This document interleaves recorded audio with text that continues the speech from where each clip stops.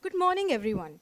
Before we begin the program, I request everyone to please keep your mobile phones on silent mode so that we can proceed with the conference without any interruptions. Respected guests, respected faculty members, and my dear fellow students, I, Sharvari Vaidya, student of SISCOMS, warmly welcome you to this conference on nation building through innovation, technology, and sustainability. Organized by the College of SIES College of Management Studies, Navi Mumbai. The theme of our conference is even more relevant today because a nation's progress is no longer measured by only economic growth, but by how responsibly it develops. Sustainability ensures that our development today does not compromise the needs of the future generations. Innovation pushes us to think differently and solve problems more creatively.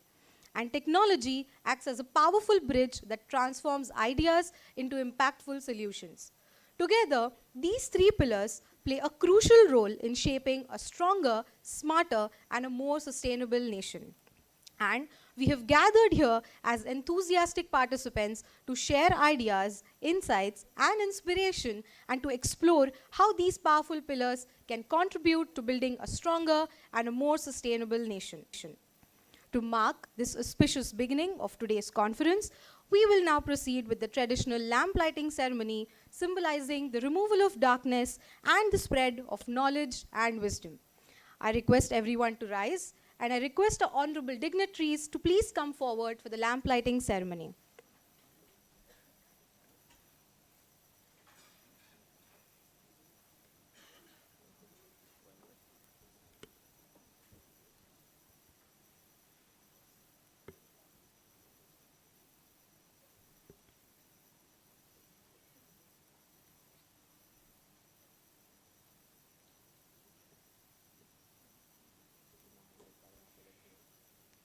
या कुन्देन्द्रुतुषारहारधवला या शुभ्रवस्त्रान्वृदा या वीणावरदण्डमण्डितकरा या श्वेतपद्मासना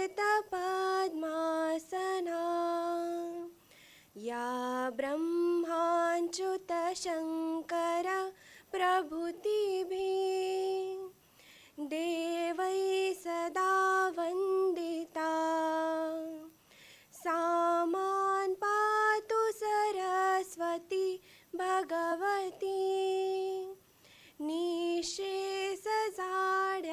पहा.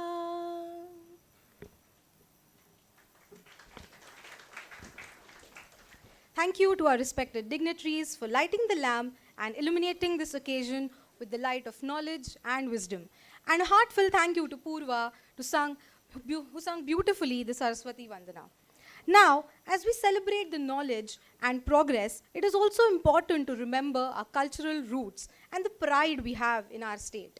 I request everyone to please rise for the Maharashtra Geet, which reflects the rich heritage and spirit of Maharashtra.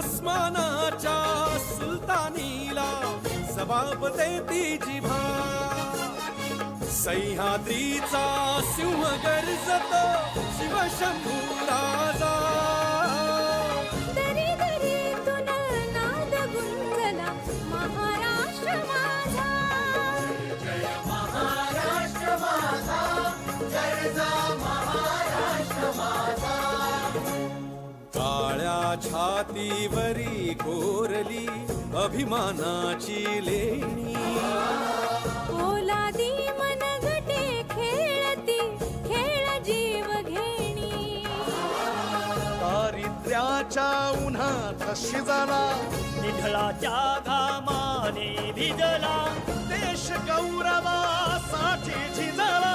दिल्लीचेही रक्त राखी तो महाराष्ट्र माझा. जय जय महाराष्ट्र माझा, गरजा महाराष्ट्र माझा. जय जय महाराष्ट्र माझा.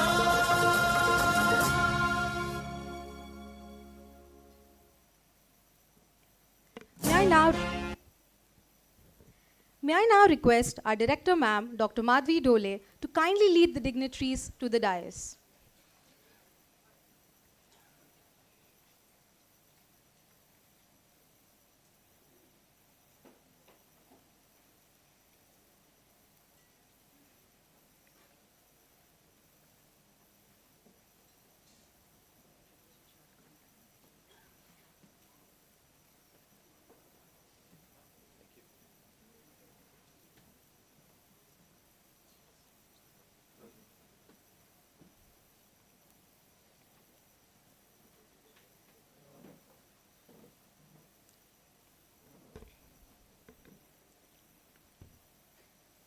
As a token of appreciation and gratitude, we would like to felicitate our distinguished guests now.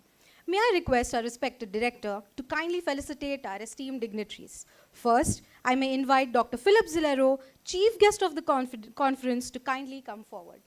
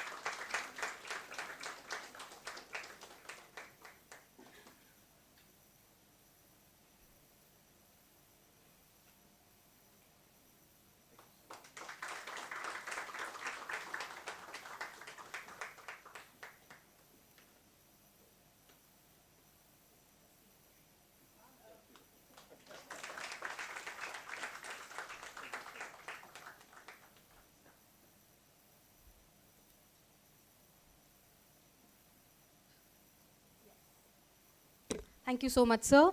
Next, I may invite Mr. Jitendra Kumar Bal, guest of honor, to please come forward.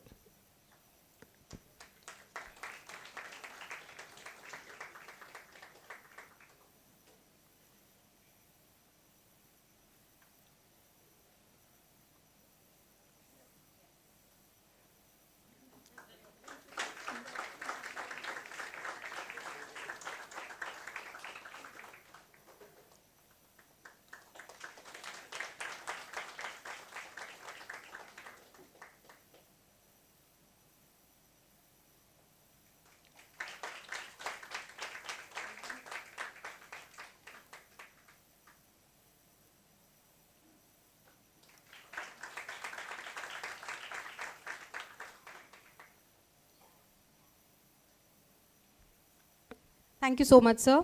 Now I may request Dr. Jitendra Kumar, our keynote speaker, to kindly come forward.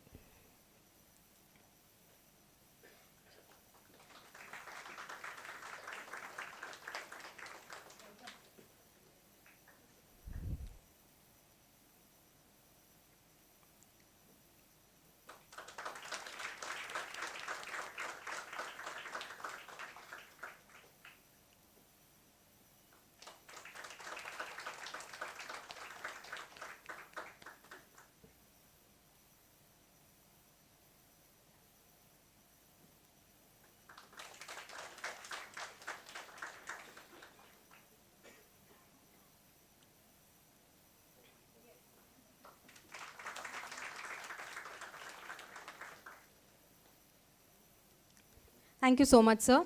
Finally, I invite Dr. S.V. Vishwanathan, the Honorable Treasurer of SIES Trust, to kindly come forward.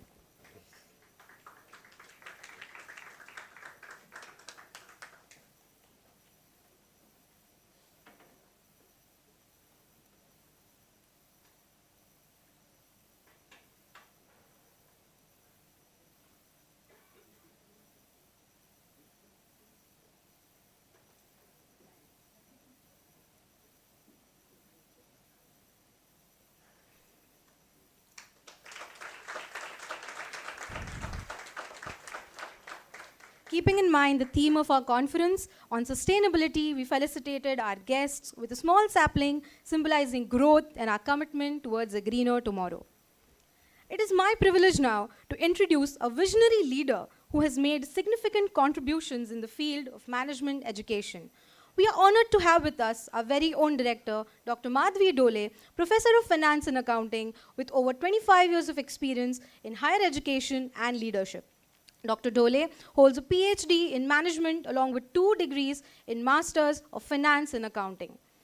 Her leadership philosophy focuses on empowering students, nurturing faculty excellence, and guiding future leaders to create meaningful impact in the society. With this inspiring vision, it is my honor to invite Dr. Madhvi Dole to deliver the welcome address.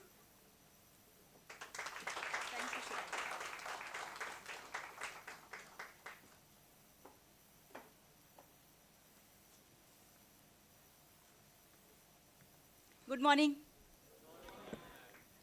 Good morning.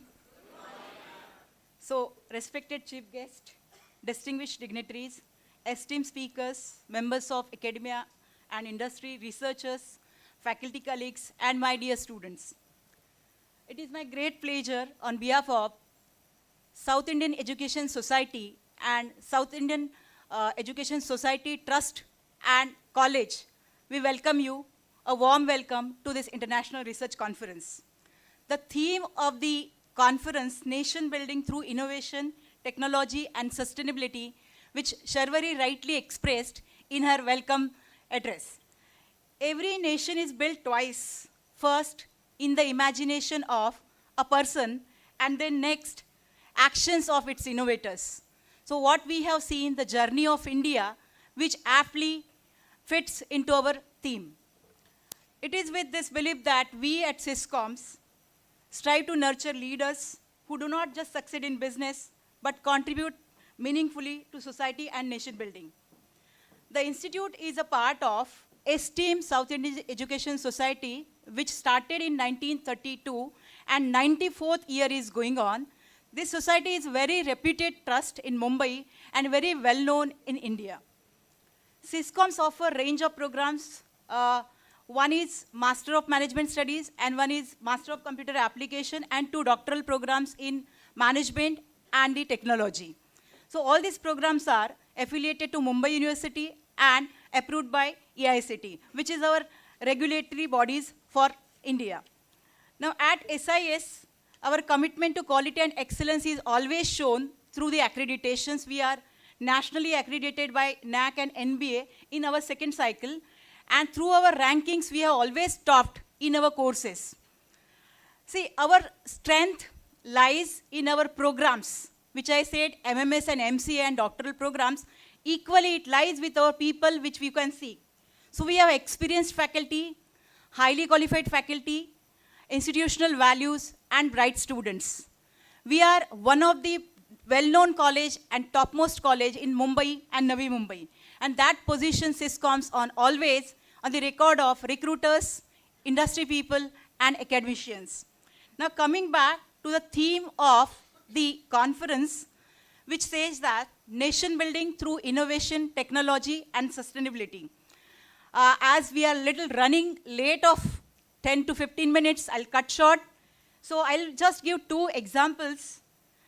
In world, you see Estonia, which is a country which has transformed a digital governance. It is a very small country. If you see the world map, it is very small country, but they have transferred through the digital governance, and Denmark has lead into renewable energy and sustainable development. Now coming back to India, we have transformed financial inclusion through UPI, which we know. Equally, through inclusion as well as Chandrayaan 3. It's a miracle done by ISRO. So as an academic institution, we strongly believe that research and knowledge sharing plays a crucial role addressing contemporary issues. So such conferences gives a good platform to participants, delegates, the students, faculty, to deliberate, to debate, to present, and have meaningful discussions throughout the day. So we have started such kind of conferences from last year, and let me put you on record the efforts of our committee, this time we have received around 200 papers across. And our strong review team have shortlisted 65 papers for the presentations. So in a day now, parallel tracks will go on. 7 tracks are there, and the researchers and the participants and faculty members will have the discussions over it.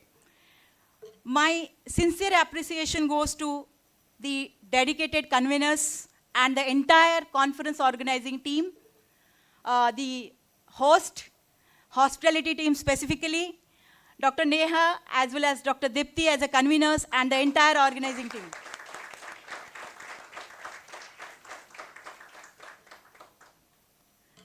I just want to conclude with a quote by visionary scientist and former president Dr. APJ Abdul Kalam. Once he said that, dream is not that which you see while sleeping, it is something that does not let you sleep. So the future of nations will be written by innovators, researchers, educators, leaders who dares to imagine a better world. With these words, I wish the International Research Conference great success and look forward to meaningful discussions, insights that will emerge over the day. Thank you.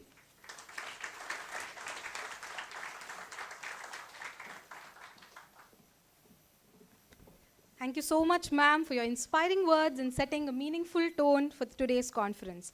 Now I may invite Dr. S.V. Vishwanathan, sir, to address the audience.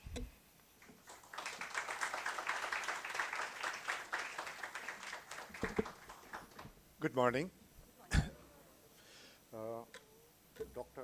Jitendra Kumar, Subhendra Kumar Bal, Dr. Philips Zerrillo, Madhav Doleji, distinguished girls, faculty, students, ladies and gentlemen. A warm and heartfelt welcome to our international conference on national building through innovation, technology, and sustainability. So we are thrilled to host this gathering of brilliant minds, visionary leaders, and change makers from around the world.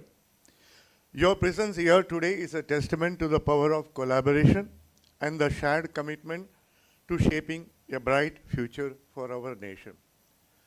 Today, we are in the midst of a war. We don't know whether you will call it as World War III, but believe me, this will bring in a lot of opportunity, lot of innovation, lot of shortcuts in education too, resulting in more productive and useful combination for Aam Janta.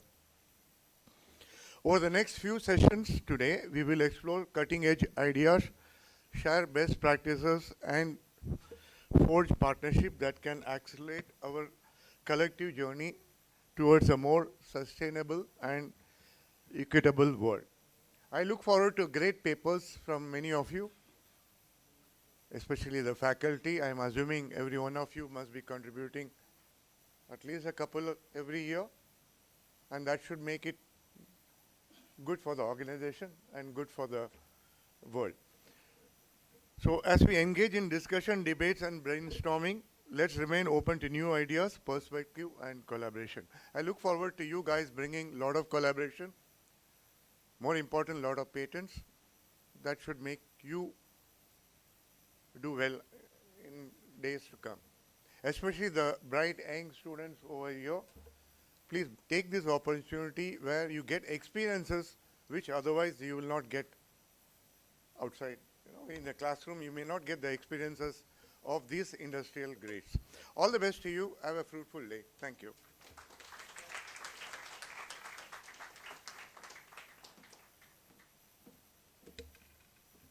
Thank you so much, sir. Your thoughts on power of ideas, collaborations, and collective efforts has given us much to reflect upon today. Let us now begin with inviting our esteemed speakers to the dais to share their valuable perspectives. We are honored to have Dr. Philip Zerrillo as the chief guest of the conference today. Mr. Zerrillo is a professor of marketing strategy at Sasson School of Management, Thailand, ex-dean executive education, graduate studies, University of Texas, Austin, ex-dean postgraduate programs, Singapore University, ex-dean, Indian School of Business, Mohali campus, extensive senior level management experience through multiple public and private board of directors, appointments in startup and public listed companies. Diverse industry experience working fast-moving consumer goods, semiconductors, agriculture, pharmaceuticals, healthcare, public sector, transportation and logistics, retail and telecom firms. Author of multiple books on education and startups, author of more than 50 management articles, advisor to over 300 companies, author of more than 90 case studies and teaching notes. With this introduction, I invite Dr. Philip, sir, to please take over the stage.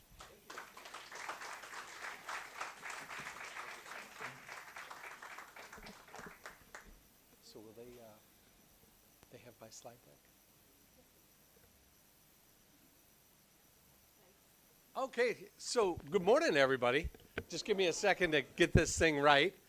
Okay, you know, my last job before I was a professor, I was a stand-up comedian. So I spent 5 years as a stand-up comedian. And I remember, you know, I came to a crossroads in that career. And I thought to myself, okay, what can I do that I can still tell jokes, but people can't leave? So I became a professor. Okay, so let me talk a little bit about our topic today: nation building through technology, innovation, and sustainability. Now I'm going to apologize up front, because when I looked at the topic, what I said is I want to go back to the basics of the topic. Okay, and spend a little bit of time talking about how do we get there, or how do we improve the platform or the bridge or the roads that are going to make this thing happen. So what I wanted to do is you know, first of all, these are a few of my books. Okay, you know, what I want to do is I want to recognize that our path forward, what we want to do is be in control of our destiny. You know, so often I look at nations around Asia, and I write a lot of books. So if you look at the titles of my books, it's Startup Thailand, it's Doing Business in Myanmar. There's a book on, I have a book on the business of nation building in Singapore. And this is what I like to write about, is nations and how nations develop and how nations grow. And one of the things that I find is that the nations that do the best have great leadership, okay? Leadership that wants to be in control of their destiny. I watch a lot of other countries where people don't seem to take control. In 1965, the Asian Development Bank came out and they said, okay, what are going to be the best 5 performing economies over the next 50 years? Okay? Now, number 1 on the list in 1965, not surprisingly, was Japan. Okay? Now, think about who would be number 2 in 1965. It's a country with an average income of $1,200 at the time per capita income. It was the Philippines. Wow. Today, the Philippines has an average income of about roughly $4,000 a year. Things didn't go very well for the Philippines. Number 3 on the list was Myanmar. Okay, Myanmar had an average income at that time of $800, and their average income today is a little below that. Okay, number 4 on the list was Korea, and I think they got that right. And number 5 on the list was Sri Lanka. Okay, so think about some of the places that did well and some of the places that didn't do so well. Okay, and then you take a place like Singapore, which in 1965 was newly launched or spun out from Malaysia, had an average income of $400 per capita, and today it's at $88,000. So while they grew 200x, okay, a place like the Philippines grew roughly 4x. Okay, so amazing, just in terms of what leadership within a nation can mean. Now, a common refrain, and I've been seeing this more and more in newspapers throughout Asia, okay, and this is a quote, a basic rough quote from a newspaper that I was reading 3 weeks back, and it said, "We have no friends." Okay, other countries will prioritize their people and their businesses. We won't have primary access to medical technology, antibiotics, supply chains, food, whatever it is. And you're seeing this kind of quote being constantly put out in the news media. Okay, and I think there is a need for countries to have security, right? I mean, certainly this has been a big marching order from McKinsey these days, is that you need energy security, you need food security, you need military security, you need energy security, data security, and these are all topics that countries should be engaged in. But what I'm seeing is I'm seeing a lot of countries that are going to the United Nations and places like that and complaining to each other and feeling like the world owes them a future. And it's not going to happen, okay?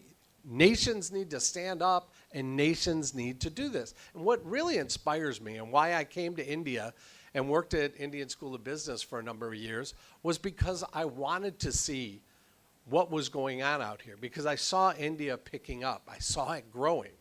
Okay, now a healthy solution, I had an opportunity. I started a journal called Asian Management Insights. And we used to interview a lot of top government leaders around the world. And one of the interviews I had was with a gentleman named Tony Tan. Now, Tony Tan was the ex-president of Singapore. He was also the Minister of Education, the Minister of Finance, and the Minister of Defense. So this is a guy who kind of knew what was happening, what happens within a government. And he said, we're not a large enough country to change the world. At 6 or 7 million people, okay, the world is too big for us to have an influence on. But what we need to be able to do is we need to be able to be relevant to the rest of the world. Yes, we need military security, energy security, food security, financial security, and tech security, but we need to be relevant, okay? And I always found that to be a much healthier solution than some of the things that I would see when I would do talks at places like the UN and what have you. Now, as a marketer, my PhD is in marketing. My first degree was in finance, and then I studied marketing, okay? I was a poor kid. I grew up with the idea that I was going to find my way into business one day, so I was a business major going through school. And as a marketer, I always want to see transactions. Now, as I look at the world and I look at what's going to drive an economy, what's going to drive a nation, what's going to make a nation sustainable, there's really 3 segments that we always have to keep our eye on. Okay, and this is where I say I want to get to the very simple level of managing through this process. So we first of all have the domestic sector, right? We have to have a strong, vibrant domestic sector. Okay, now it helps when your population is growing, as India's population is doing. You attract a lot of investment into your country because your domestic economy is growing. You have a lot of people. When people in the world are looking for growth and they look abroad, where are they going to go? They're going to go where the population bases are. Okay, you look at a place like India with 1.2345 billion, whatever the estimate is these days. Okay, people look at that as a substantial market. If I'm going to grow and I'm going to move the needle of my company, I'm going to look at places like India, okay? They're looking at Indonesia with nearly 300 million people in Indonesia. They're looking at places like the Philippines with 100 million, 115 million people, okay? But what's happening is they're not looking at countries like a Laos with 4 million people, a Cambodia with 3.5 million people. So these countries are falling off the map, okay? And it's going to be a very difficult play for them to be able to develop their domestic economies and attract foreign investment into these countries, right? So these are overlapping, and I deliberately drew this chart as overlapping because these are things that are going to influence your ability to be sustainable as a government, as a nation, as a people, as a society. Okay, and lastly, what you need is you need a government with infrastructures, laws, and promotes education that will allow the country to flourish. Now, when we went through that list, and I said, okay, Number 1 was Japan. Number 2 was the Philippines. Well, what happened to the Philippines? Why did the Philippines fall off from number 2 to oblivion? Okay, because today the Philippines has done nothing but go backward by world standards, okay, until the last 10 years. Okay, largely it was because the government came in, instituted martial law for 32 years after Marcos came in. Similarly, Myanmar, which was slated to be the third best performing economy in Myanmar, or the third best performing government in Myanmar going forward, okay, they had 52 years of a military junta. They had a 4-year release, and now they're back into control by the military again. Okay, these are the kind of things that really destabilize, and they discourage the foreign direct investment, but they also make it difficult for innovation and people to do business. So I think about these, sustainability as being a question of, can we get resources? Now, in a finance terms, and because I'm talking at a business school, I use the word investment. If I was talking to a broader audience, I'd use the term resources. But resources will come when you have competitive exports, when your domestic market's expanding, but they also come when there's what? Stability. Okay, you need your laws to be stable, you need talent to be stable and available, and you need ideas or inventions or innovations to be protected. And if you can do that, okay, investment tends to come to your country. Okay, resources come to your country. People see that if they put into a society, they will get out of a society, and they're willing to contribute. And it's that contribution that builds the community that allows for sustainability within our societies. Okay, now, if I think about encouraging these circles or looking at protection versus access, okay, if I'm inside the economy, what am I always looking for? I usually want my government to protect me. What do I want them to do? I want them to have laws that keep out competition from abroad.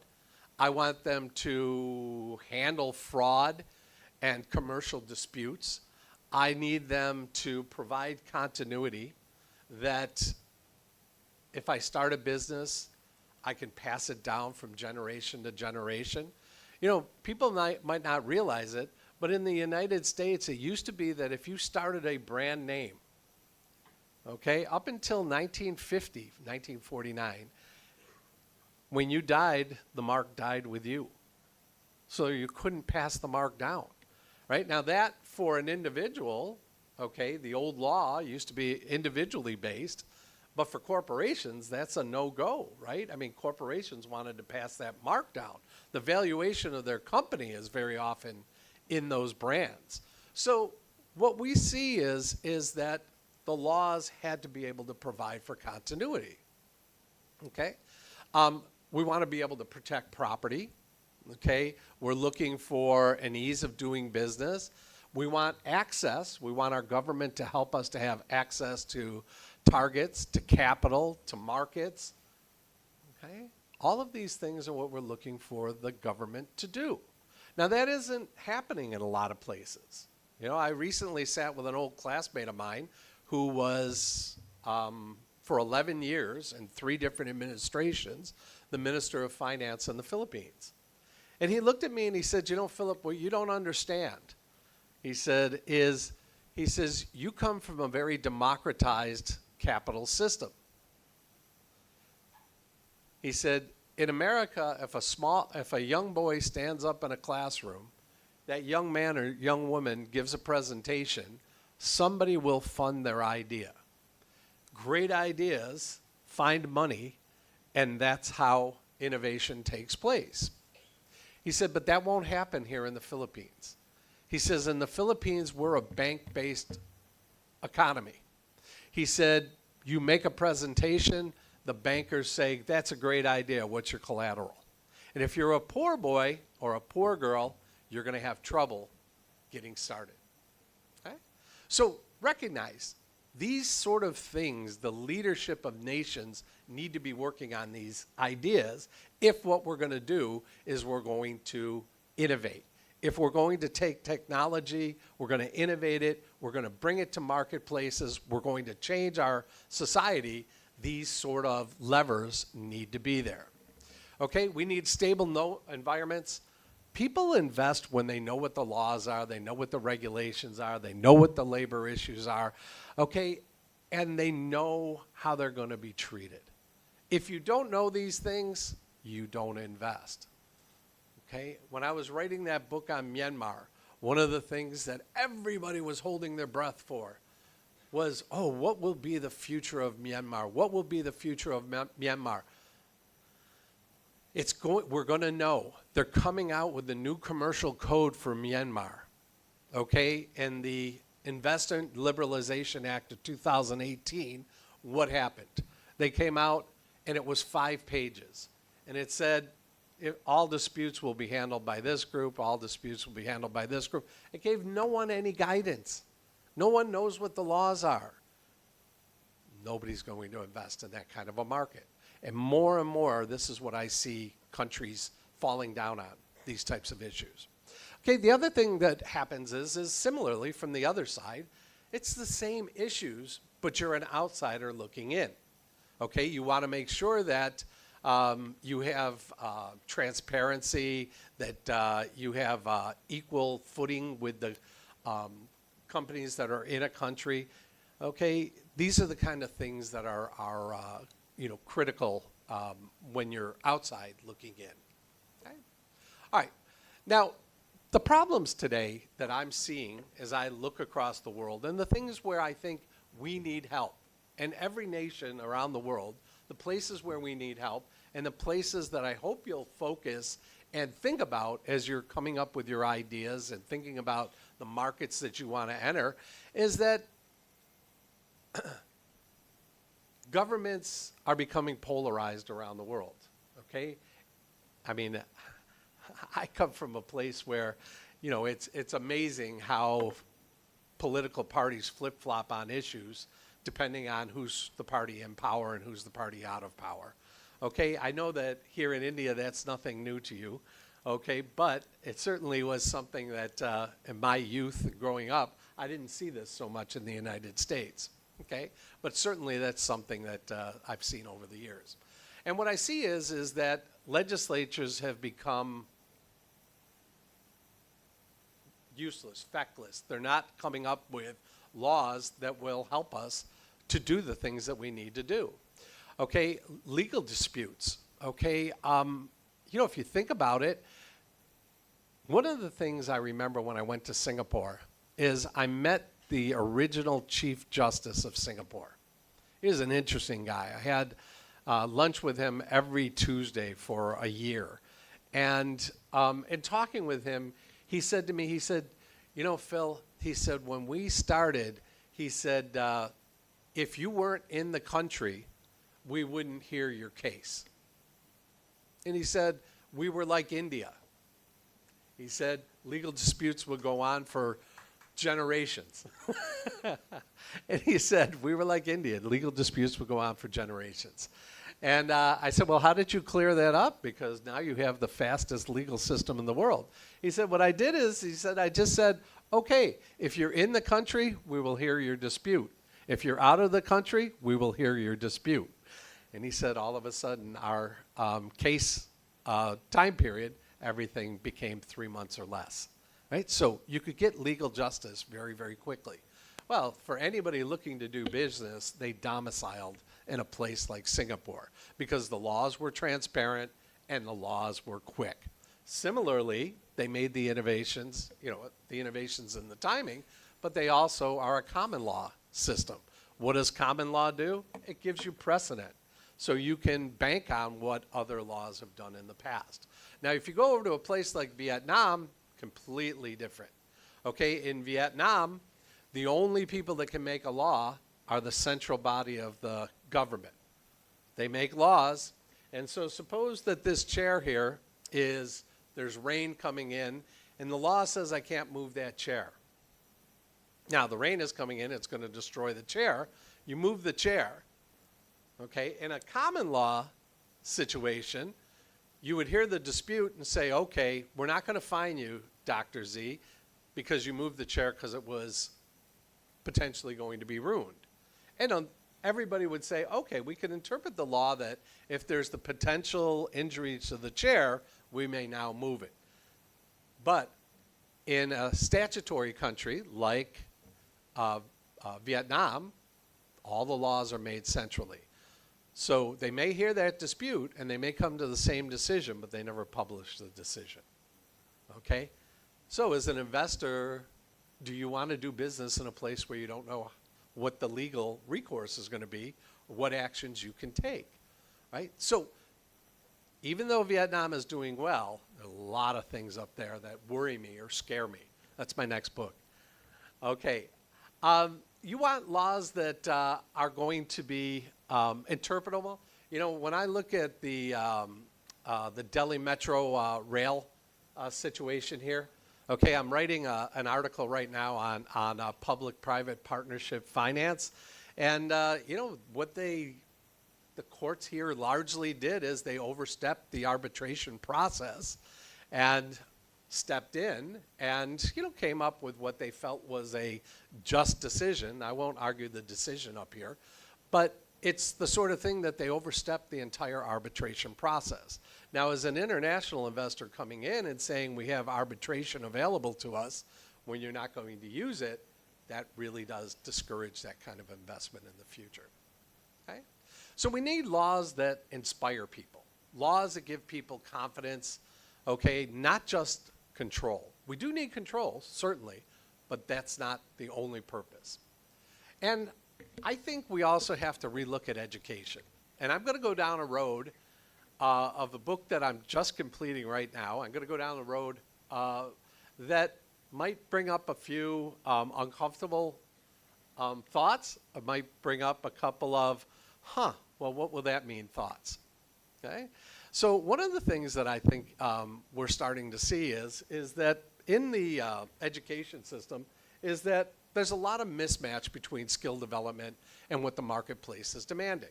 Look, markets are changing around the world, the technology is changing, and the curriculum is having a hard time keeping up with it, right? And we need to consider how we're going to do this. And I think institutions, I've been part of universities now for 30 plus years, we have a really difficult job because we have to think about how do we interact with students, not just between 18 and 22 or 18 and 26 years of age, but over their entire lifetime to be able to remain relevant, okay? Secondly, what I see is there's a crisis of men in Asia.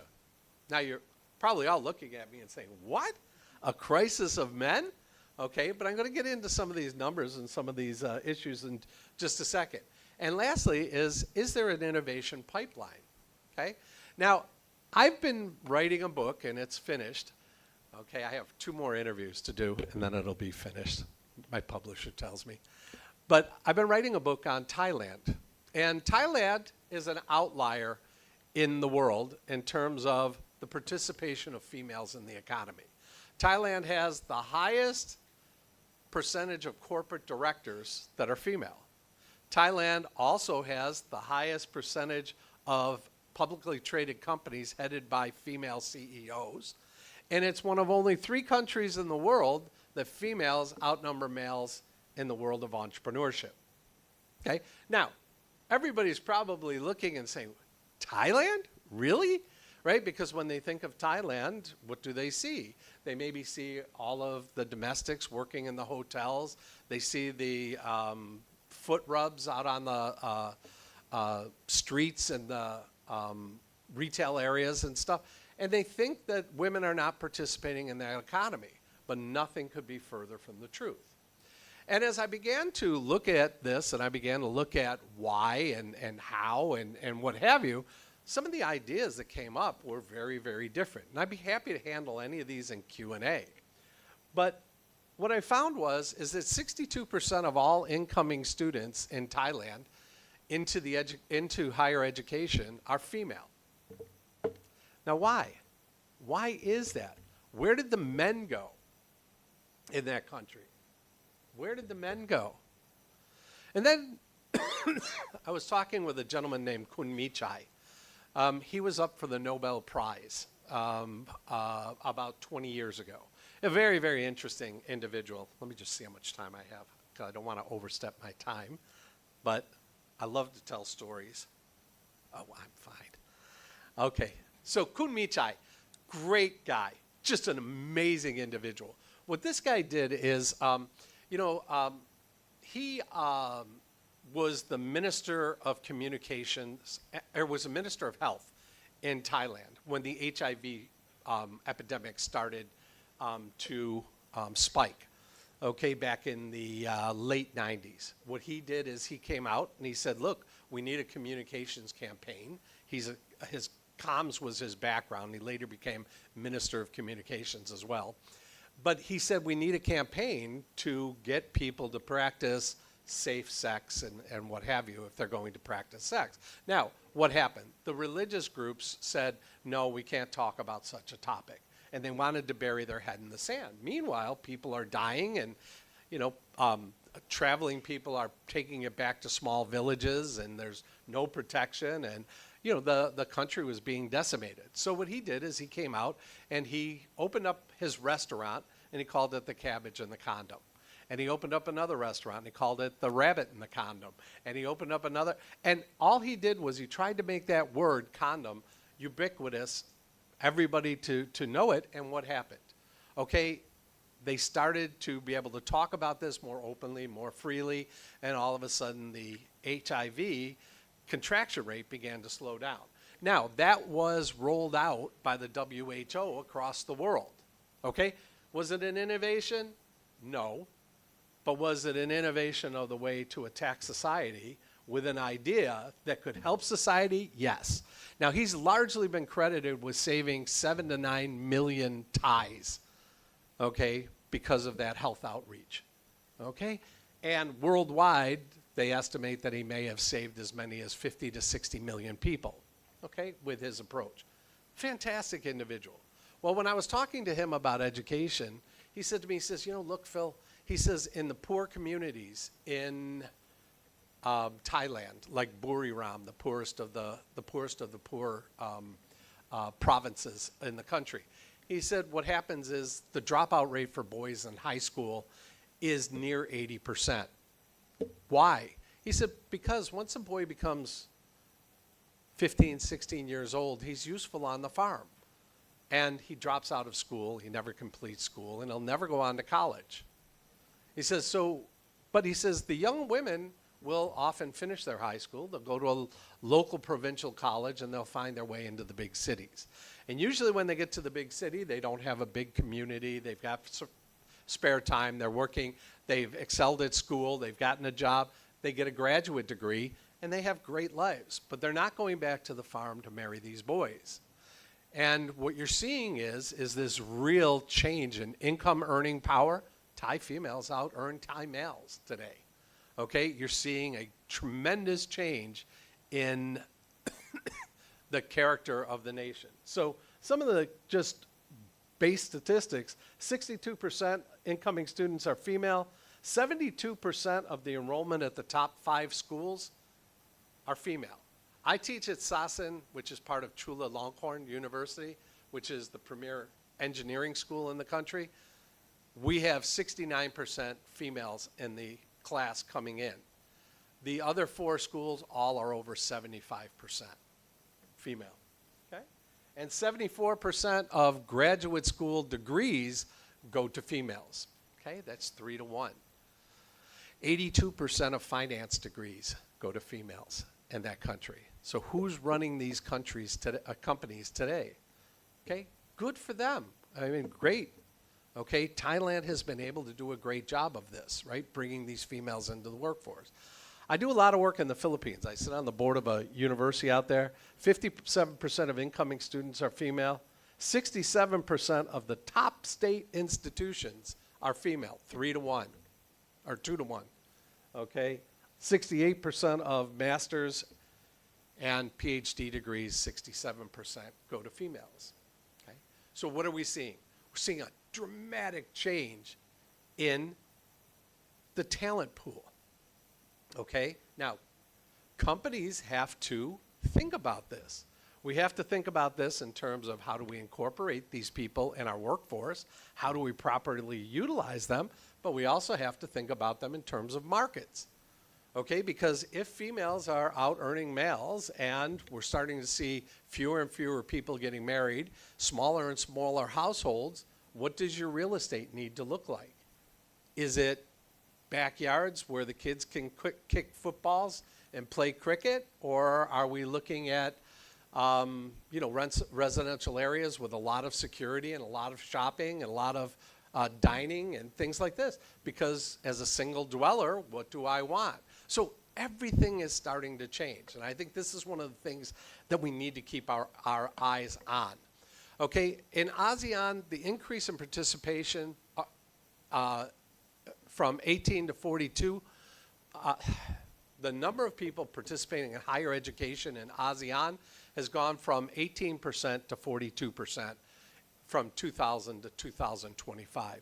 But there's been a massive decline in the percentage of people going into STEM. Okay, when I came to Thailand in 1997 for the first time, 25% of Thai students in college were in STEM. Today, it's 4.5%.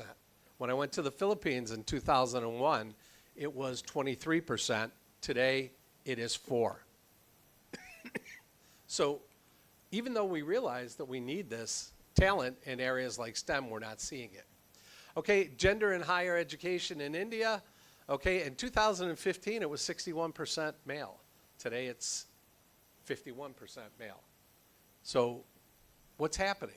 Okay, things are changing. Right? So look, just in summary, laws, what do we need? We need laws we can count on. Secondly, we need talent that's going to keep you at the forefront of society. One of the concerns that I have is that as we have greater college participation and as we have greater college participation and diverse genders, we're not seeing the kind of emphasis in some of the core disciplines that we would have liked to have seen for developing the economies of these countries. We need talent that's focused on the problems of the day, which are technology, innovation, and the future. Okay? And we have a different focus. Okay? Today, there is going to be a rise in females in participation on the buy side and the production side of these economies. It's time for people to wake up on that issue. Okay? All right. With that said, let me say thank you, and let me take any questions.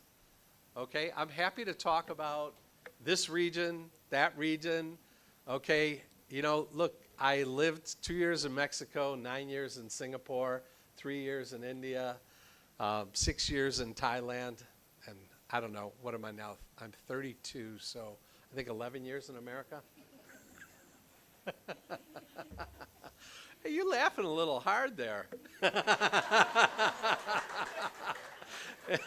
You know, I know what to do with hecklers. You know, my old job was. So questions for the audience. Questions for the audience. You know, guys, you know, I'm talking about some things that are big, what I call the things that are going to be tectonic shifts in the world. And, you know, I think technology-wise, okay, I could stand up here and we could talk about AI. I've written a number of cases on AI this year, and that's certainly going to be a technical shift that's going to change the world. And we should have that talk, okay? But I also want you to recognize that at the basic level, there are some challenges here that people are going to have to get their head around. Otherwise, these nations are not going to be sustainable. Let me give you an example. Okay, the birth rate today in Taiwan, the birth rate today in Korea, they're both under 0.65. What does that mean? Okay, you hear that number, but you don't sit and really think about what does it mean if I have that kind of a birth rate. So let's take a generation of females that have 0.65 children. So we start out with 50 men, 50 women, okay, 100 people, and we have a birth rate of 0.65. Well, the 50 females at 0.65 will have 32 2.5, let's call it 33 children, okay? In one generation, you've gone from 100 people to 33. Think about what that means in terms of staffing your military, staffing your bureaucracy, paying for your social system, all these things. When population incoming is going to drop 67%.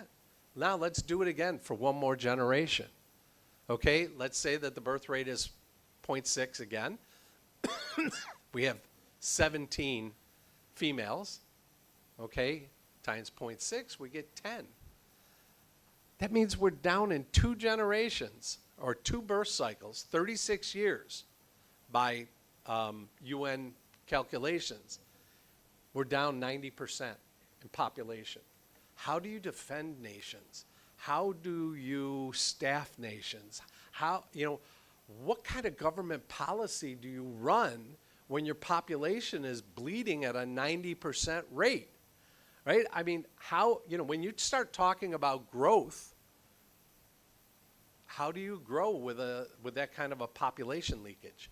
So these are huge issues, and I think migration and birth rates and these kinds of issues are going to be critical in this discussion going forward. Yes?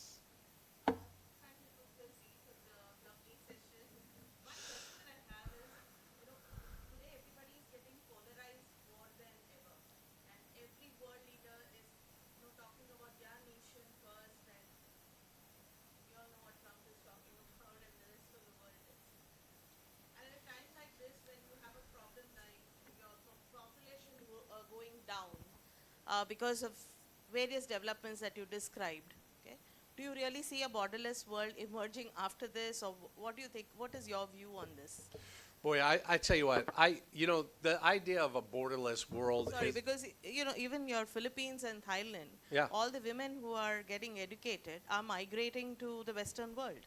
A lot of them are migrating to the Western world, isn't it? Yeah, there's always been an outward migration, and that will always happen from lower income countries to higher income countries, right? So in the search for dollars, there's a lot of Filipino nurses. I mean, in the United States, I think they're the second highest nursing population in the U.S. And people like to talk about racism, right, in the United States, but Filipinos earn at 1.16x of a white person in the United States. So people like to use these terms of racism and things like this. You see that the highest income earning group in the United States is who? Indians. Yeah, Indians earn at about 1.6 of an average white person in the United States. So, we love to talk about racism, and it makes everybody feel good to get upset about something like this.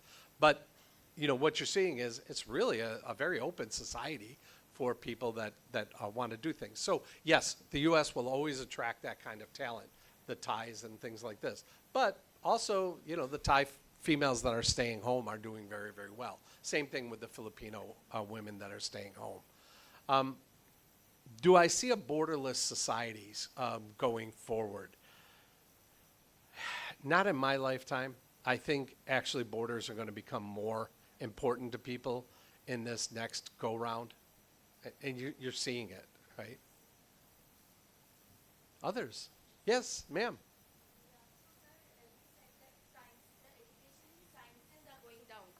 Asian countries, ASEAN countries. As a So, percentage. Yeah. So what is the kind of employment which they are generating? What kind of education is generating employment for them? Yeah, so this is one of the questions. So if you notice the countries that the STEM education is going down, they haven't been performing quite as well as some of the others, right? Here in India, STEM is still a rising portion. Now, STEM graduates are having a hard time getting employed here in this country today, right? I mean, it's like 1 out of 9 Indian STEM graduates finds a job post-graduation, but they find their way into fields and they find their way into businesses where STEM does come to what they're doing, right? They usually are going for a secondary degree in business or law or whatever, and then they find their way into the marketplace. Okay. Others, yeah.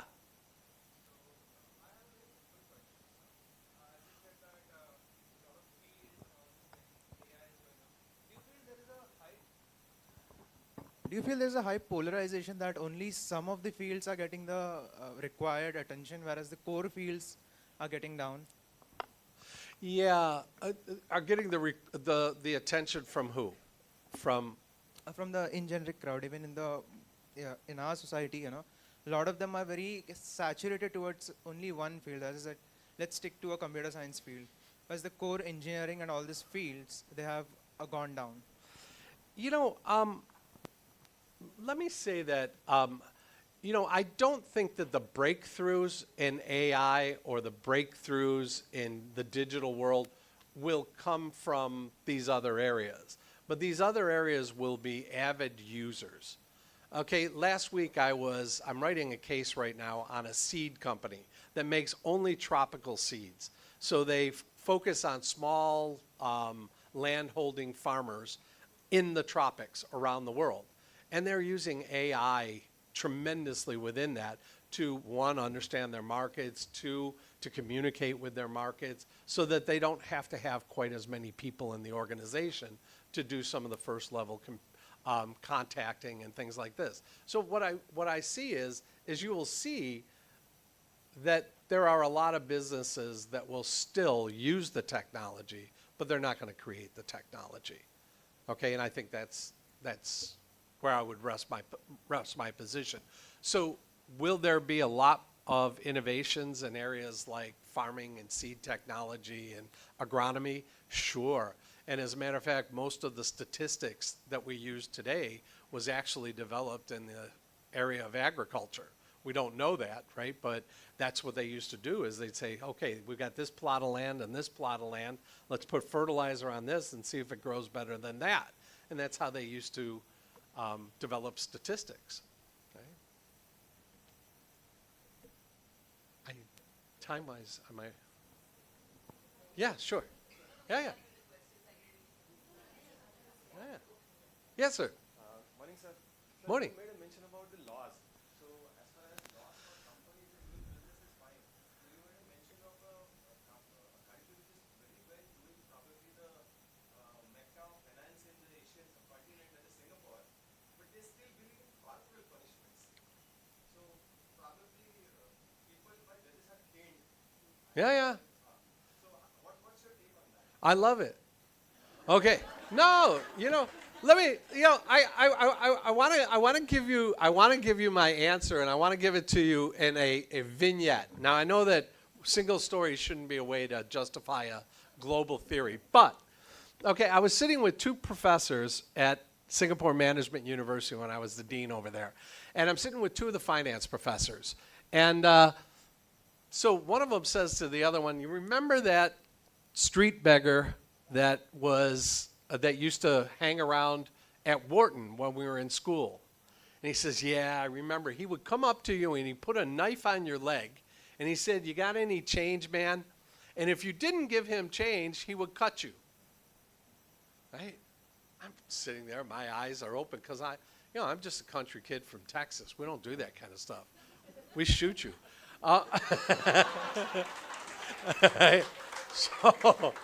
So anyway, you know, I'm listening to this, and the other one says, "You know, that had never happened here in Singapore."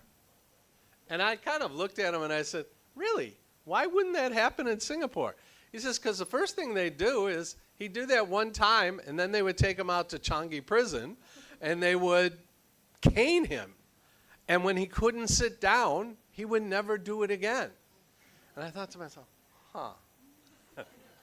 So, yeah, you know, I don't know. You know, I was never, you know, I grew up in America where we don't really want to enforce any laws in America. We can have laws on the books about immigration, or, you know, now we say you can steal $1,000 from a store and not be prosecuted. I don't know where the government came in with the override on that, right? We have laws now that you rent a house, we're going to give you a rent moratorium for 2 years, 3 years, 4 years.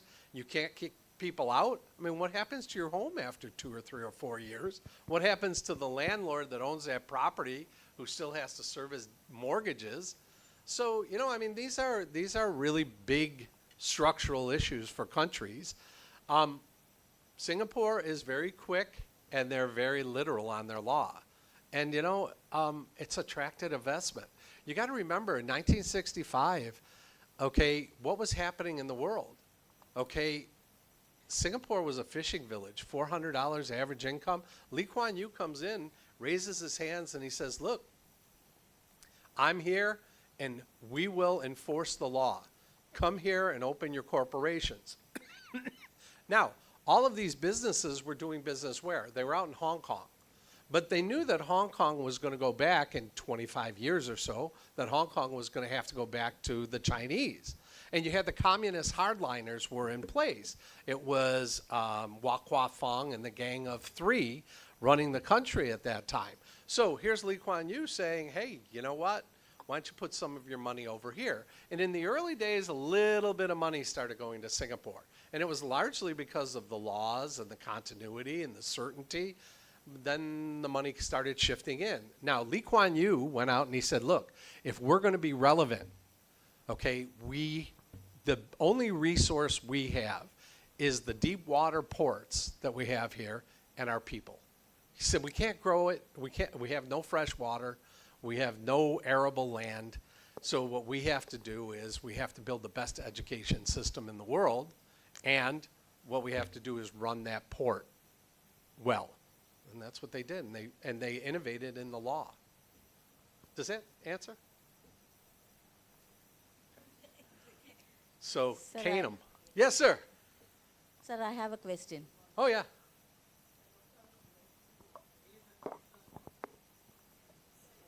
I'm sorry. Sir, I have been working since years and I have just superannuated. Yeah. But I'm concerned, my concern is that as we progress more, You're okay. as we progress more, it's so happening that we are going more and more into specializations and we are working in silos. That is, a management guy is not very well aware of what's going in the legal domain. And engineering is working in a different field. The architect is working, or a city planner is working in a different field. So all these domains, they are not coming into together in conjunction to overall come together and work for the society. So Yeah. that's my concern. How do we address it?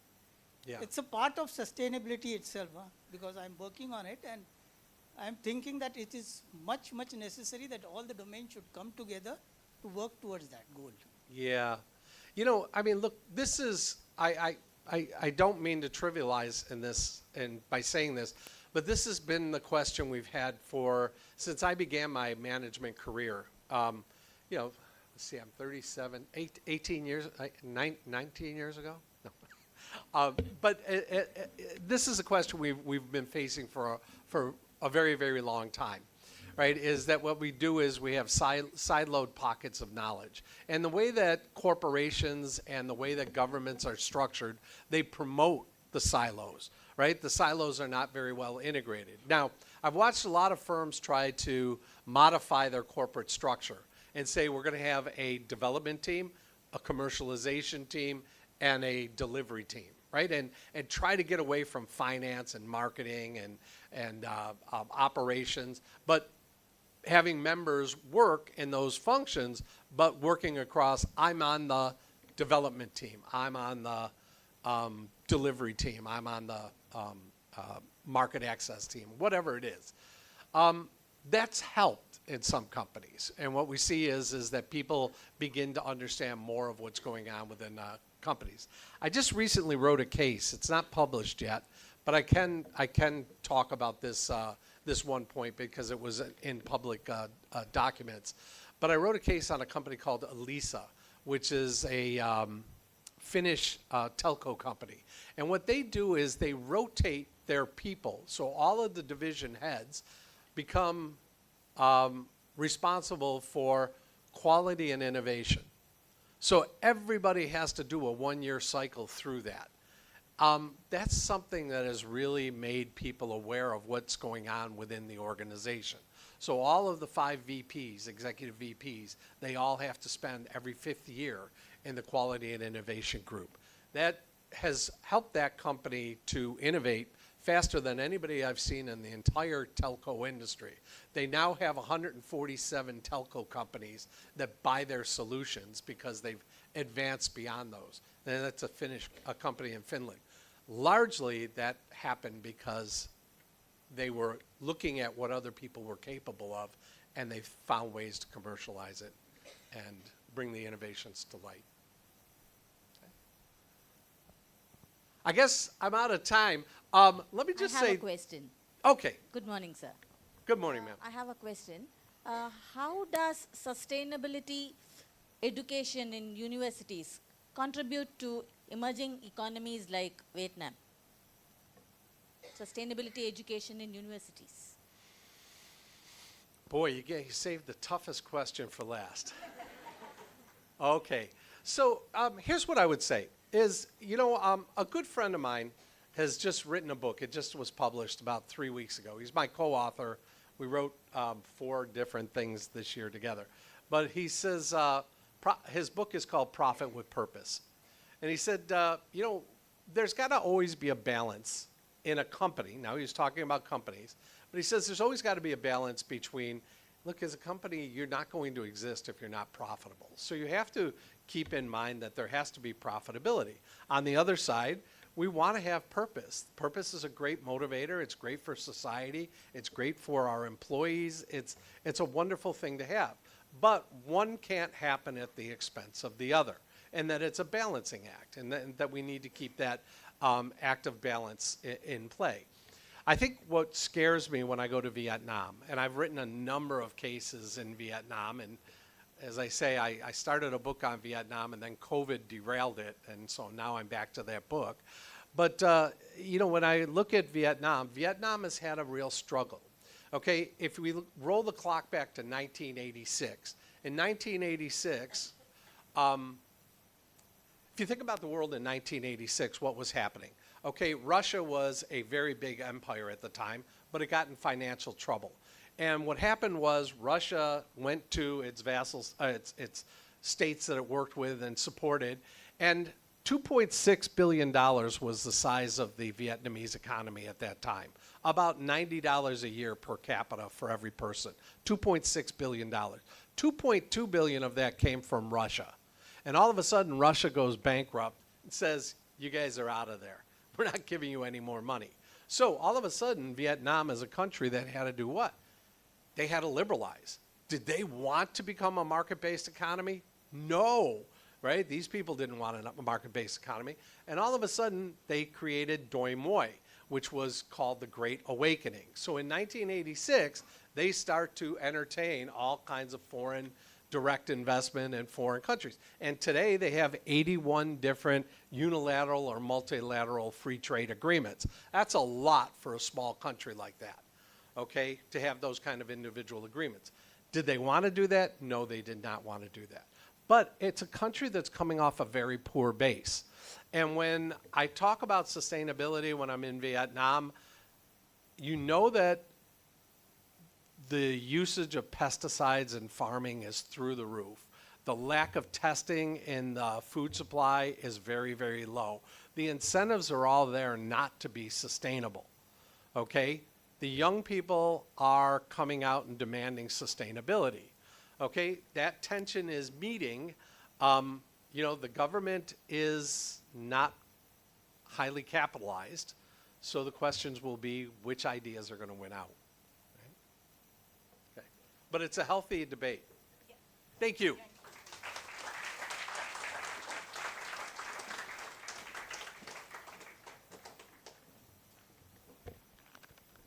Thank you so much, sir. Your perspective on global... Thank you so much, sir. Your insightful perspective about global opportunities, investments, and growing role of young entrepreneurs has truly broadened our perspective about how business and innovation can shape the future. Thank you so much. Next, we have Mr. Subendra Kumar Bal, guest of honor of the conference. Mr. Subendra Kumar Bal is the President and Chief Risk Officer at SBI Life Insurance with over 30 years of extensive experience in life insurance industry.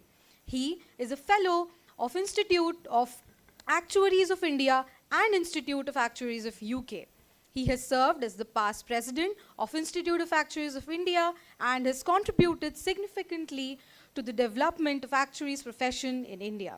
Mr. Bal has been associated with several working groups and committees of Insurance Regulatory and Development Authority of India, contributing to important regulatory and policy initiatives. He holds a postgraduate degree in statistics from the University of Calcutta and is also an alumnus with the Wharton School, University of Pennsylvania, USA. He has participated in several international conferences and seminars on actuaries, science and insurance, regularly contributes articles in insurance and risk management.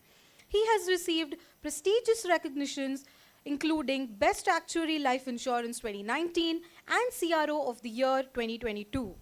With great pleasure, I invite Mr. Subendra Kumar sir to enlighten us with his perspectives.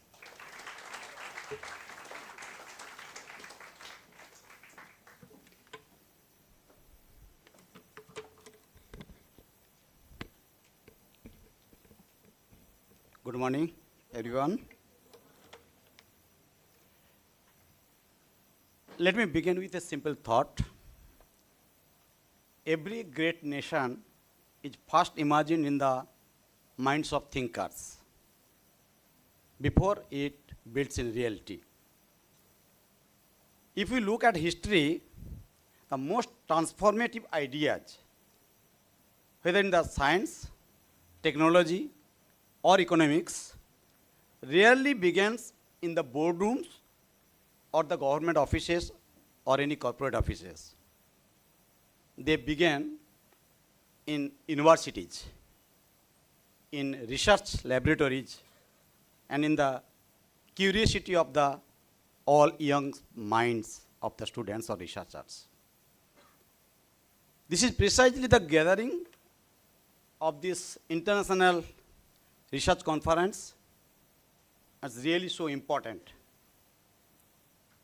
They bring together the ideas, inquiry, and the innovation, the very forces that shape the future of the nations.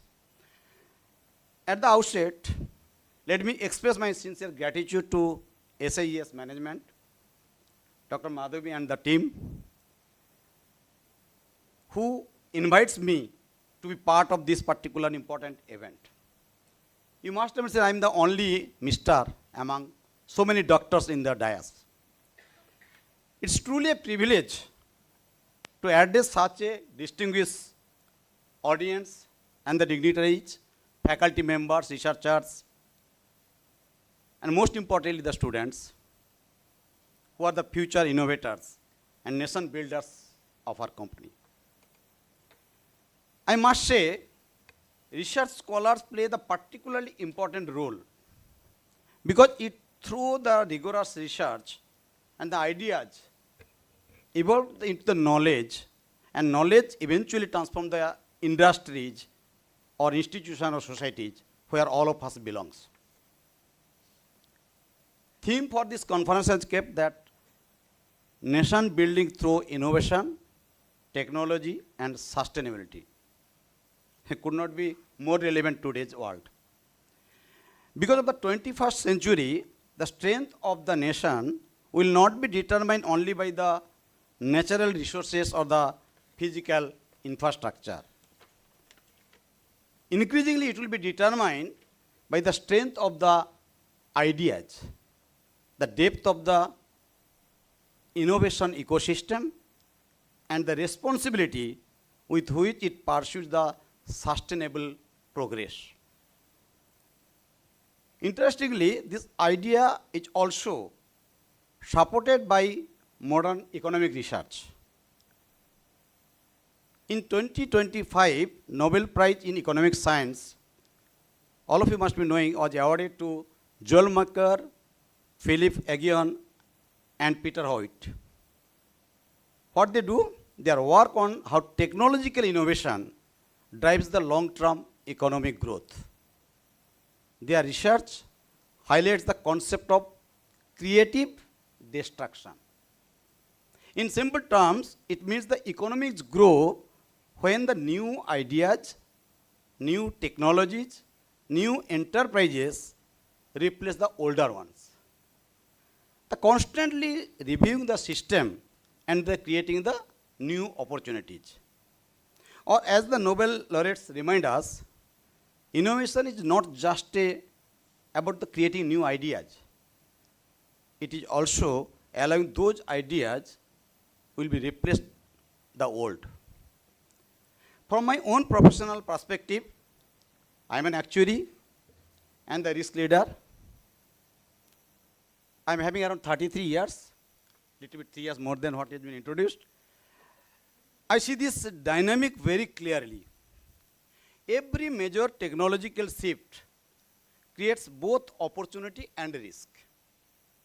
The role of research, data analytics, and analytical thinking is very, very critical because they help societies anticipate the changes, manage uncertainty, and make better long-term decisions.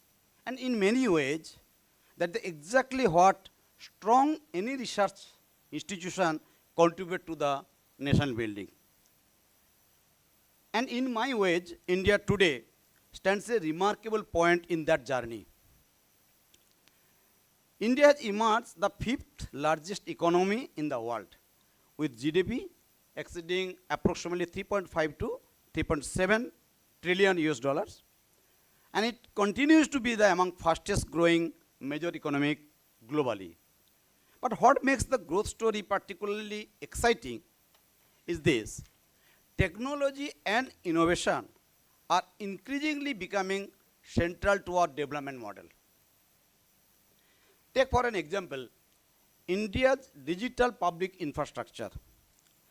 Platforms like Unified Payment Interface, whatever we know as UPI, now enable more than 20 billion digital payment transactions every single month. Just think, 20 billion payment transactions in a single month. In fact, India today accounts for nearly half of the world's real-time digital payment transactions.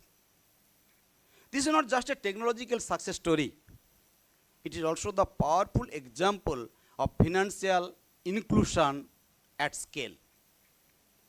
Millions of small businesses, street vendors, and entrepreneurs are now able to participate in the digital economy, something that was almost unimaginable the decades ago. We cannot think through, we cannot dream of. At the same time, India's innovation ecosystem is expanding rapidly. Today, our country has over 200,000 recognized startups and more than 120 unicorns valued at over $1 billion.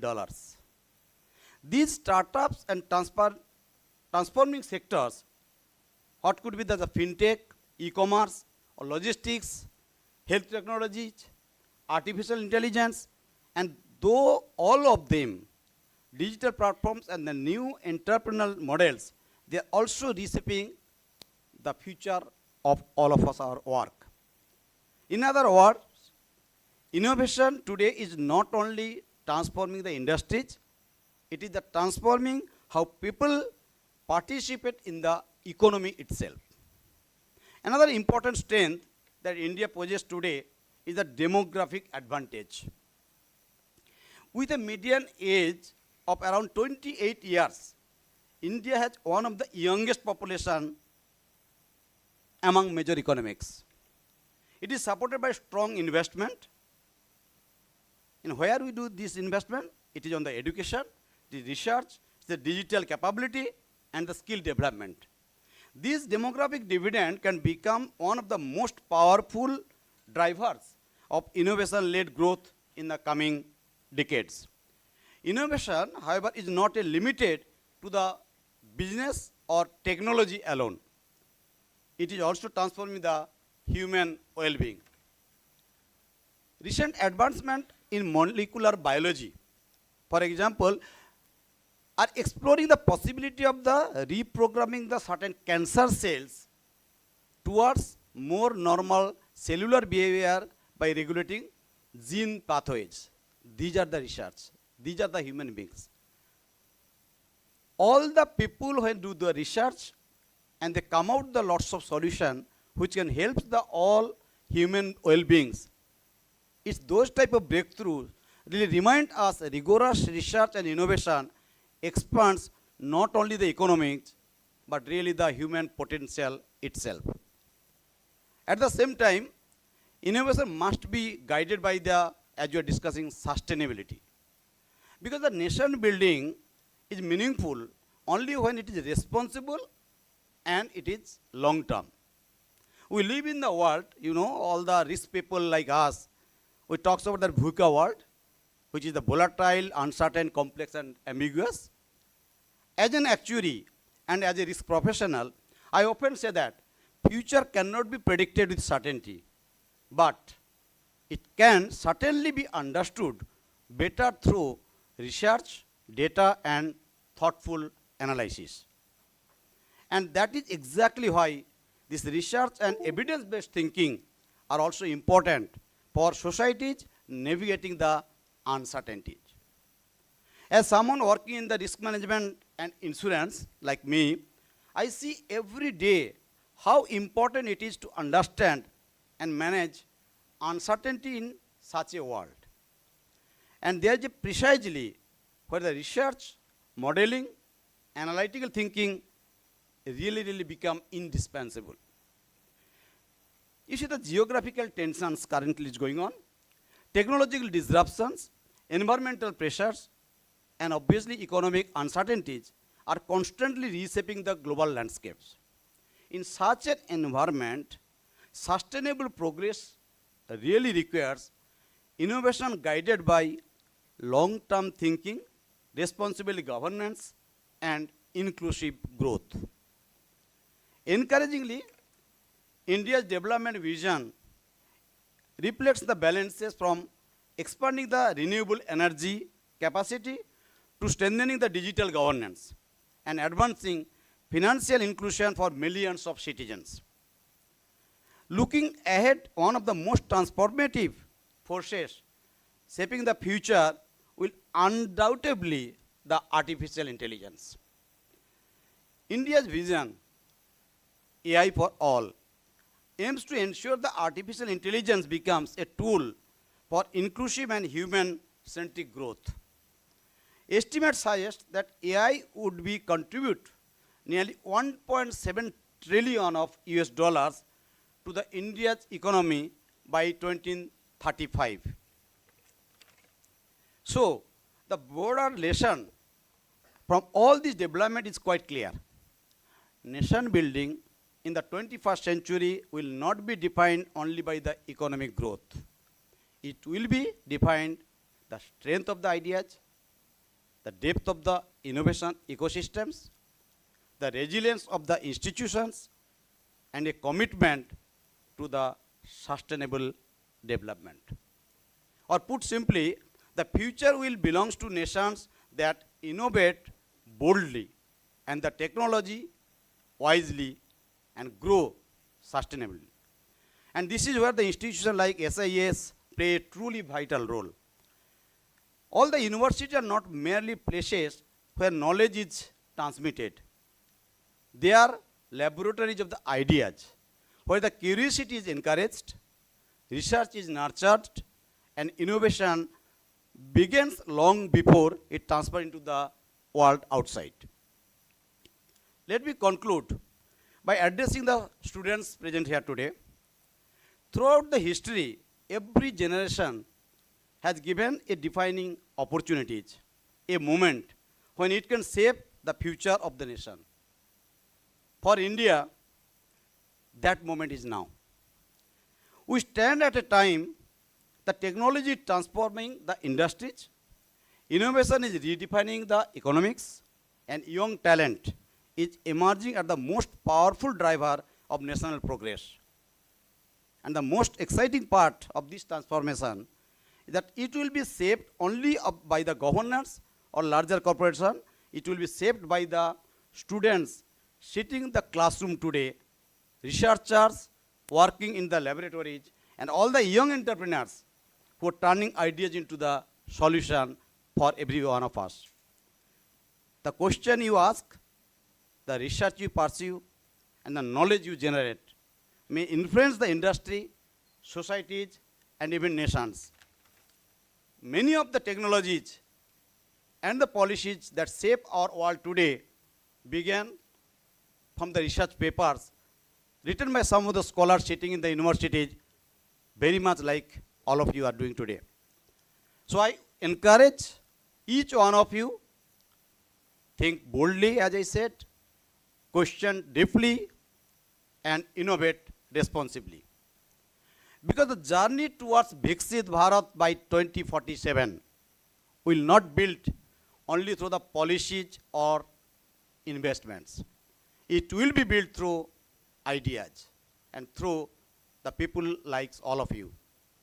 And many of those ideas may very well begin in rooms like this. Let me leave you only one final thought. The nations that shape the futures are not those that simply adapt to change, but those that create it. Thank you very much. I wish all this conference very well.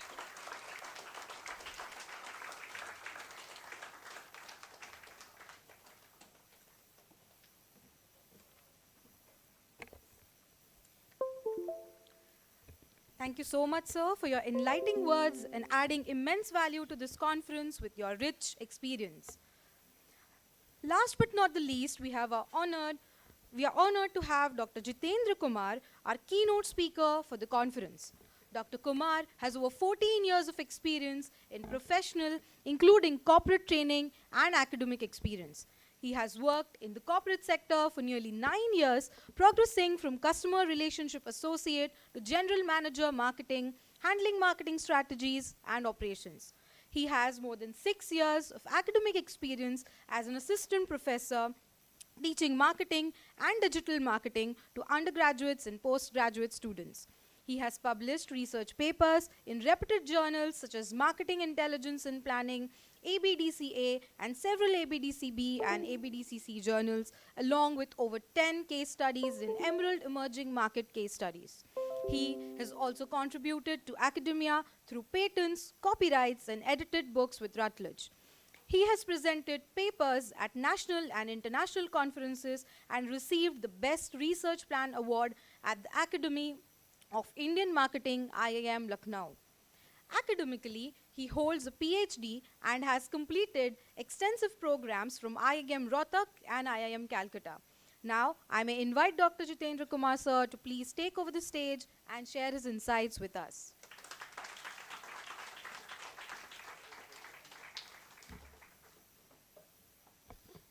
Thank you very much for that speech, a welcome speech. In front of the stalwarts, I feel like an infant struggling to scroll and walk. So thanks a lot, and good morning to distinguished colleagues, esteemed researchers, distinguished educators, and future national builders as students. It's both an honor and responsibility, to speak on a theme that lies in the core of my heart. When ma'am spoke about that I have to talk on a case study, so she actually hit the emotional chord of mine, and so I could not say no to her. So the topic that I'm going to talk on is bridging research and practice through teaching case studies in nation building. So let me begin with a question. It haunted me every time. When we will use our research or theory in the class, how we are going to implement that? Normally, and perhaps all the students ask. Perhaps you asked yourself during your doctoral journey. Perhaps it might be echoing inside you, how I'm going to use my theoretical understanding or the research paper in the classroom where student hardly listens. Okay, so how I'm going to make this class interesting with the help of my the research thing what I have done. Also, I would like to share one brilliant example. 3 years ago, not 3 years ago, when I started my academic journey, I watched a brilliant, top of a class published researcher who was struggling to advise a corporate who came to us for some advice. She knew all the theories, great research papers, good frameworks, but she could not bridge that 12 feet between the research and the reality. That moment actually changed my life, how I think about education, research, and a role in nation building. Let me give you a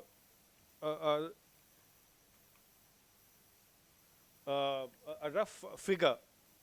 According to UNESCO 2023, global R&D expenditure has crossed around USD 1.7 trillion annually.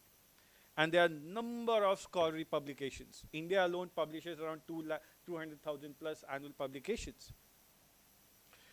Yet policymakers, corporates, there is a gap between the academic findings and implementable solutions.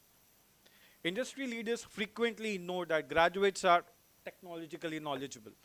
They know about the theory. You ask marketing, you ask finance, they have on their tongue tips.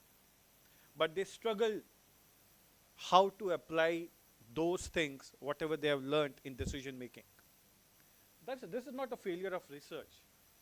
It's a failure of translation. And teaching case studies are one of the most powerful translation mechanism available to us. Teaching case studies are not just the pedagogical tools, they are the bridges. They are transformers. They are quite literally instrument of nation building. And the gap between the research and practice, it's not the bug in our system. It's the space where transformation process. And if we know how to build a bridge. Okay. Teaching case studies, can anyone tell me what the teaching case is all about? Why we write and we discuss in the class? There are a lot of elements. The major element is problem solving and decision making. That's what we all as managers do. We have been thrown to a situation and you have to come out with a lot of, and there's no one fit solution to any of the problem. So you have to teamwork, you have to do the role play, and you have to come out with a solution with that particular problem. So if we see the few elements like researcher's complexity, unlike textbook problems with a neat solution, A is equal to B, what is 4 Ps, what is segmentation, and XYZ marketing terminologies, case reflects the messiness of actual decisions. We have got incomplete information, competing stakeholder interest, resource constraints, ethical dilemmas, and uncertain outcomes. And believe me, it's a beauty of the case study. Practitioner's perspective, cases position students in a decision maker roles. We often, normally when we talk about case study, it's very good to decide on behalf of others. But when it comes to us, we have to make a decision. We go through a lot of research. And that's what teaching cases help students. They are not the observers, they are the actual actors in the case study. They don't analyze from the distance. They are in the play. They are in the show. And they grapple with the consequences. They don't critique solutions. They create solutions while doing the case study. This perspective shift is transformative. It converts consumer of knowledge into producers of solutions. The third talks about researchers' rigor. Good teaching cases are grounded in rigorous research. They are based on actual data and not the invented scenarios, not the fictitious scenarios. They reflect current theoretical frameworks. When we talk about case study, how to solve with the help of teaching frameworks, with the help of models, that's how we bridge the gap. They illuminate the broader patterns beyond the specific instance. They connect a particular situation into general principles. Research without transformation, there is an implementation gap. So World Bank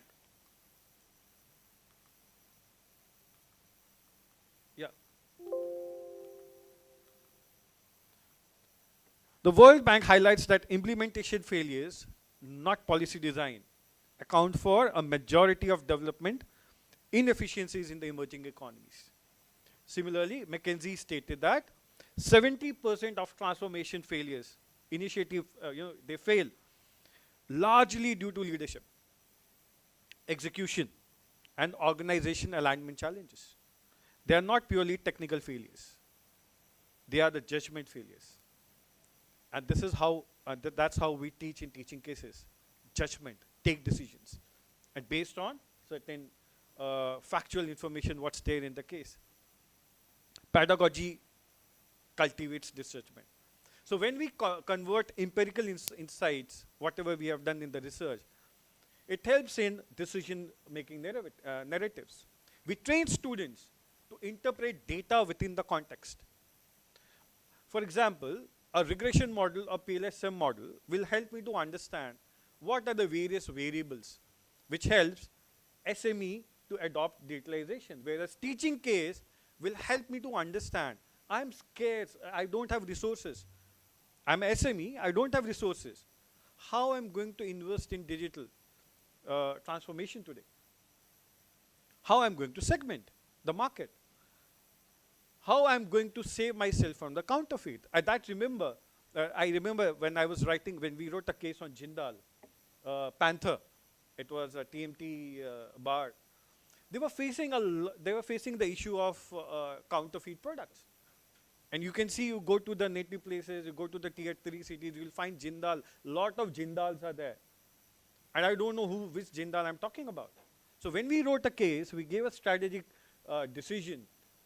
It was very much appreciated by the MD of Jindal Steel. We were called. We were felicitated for that. The cases was stated, and it was given OP Jindal School, business school. They belong. It was stated that you should the professors or the researchers, they should write cases like these. So this is how we make decisions. The cases methods are long and associated. It has been associated with institutes like Howard, which has built 80% of its pedagogy around case-based. And more recent research, if you may agree to disagree if I go wrong, most recent, recent research in higher education pedagogy confirms that active learning approaches, including case discussions, significantly enhance retention. Once we'll go to a corporate life, you'll not remember what teacher taught in the class. You will remember the case studies and the decisions. That is a retention power. That's a retention power. And one of the best part of the case study is that it goes beyond the classroom discussions. It has been discussed, you go, still you discuss with your friend. What I would have done in your place. Still it's going in your mind. And that is a retention power the case study has. So they place students in the position of decision maker, confronting financial constraints, regulatory pressures, ethical dilemmas, and stakeholder tensions. So some of the case studies that I would like to quote. The London 2012 Olympics Games by John Gorville and Marco Battini in a marketing strategy course. It taught us what sports can give, which is a most engaging topic. The case explained how each segment has different motivations. For example, athletes, medals. Spectators, entertainment. Sponsors, they aim to associate their brands with the Olympic. And local communities, they benefit from the infrastructure. Similarly, another example you can see, Ample Hills Creamery by Tom Einsman. It talks about how a couple want to get into entrepreneurship and how beautifully they, within a financial constraint, they come out with a beautiful entrepreneur startup. Another example I would like to give of neem oil, which got recently published. And every student will be with me on this. Within your this 2 years of journey, there will be a moment where you think of, I want to become an entrepreneur, but I don't know how to start. And these are the case studies which will help you. Business versus work. What should I do? If I want to work, if I want to open my own startup, what should I do? How should I proceed? How I'm going to make a business plan? How I'm going to do the feasibility analysis? I don't know. And this is how the teaching case will help us. There are a lot of gaps that I would like to talk about. The knowledge. I know this concept, but I don't know how to apply. We have got research on poverty alleviation, but poverty persists.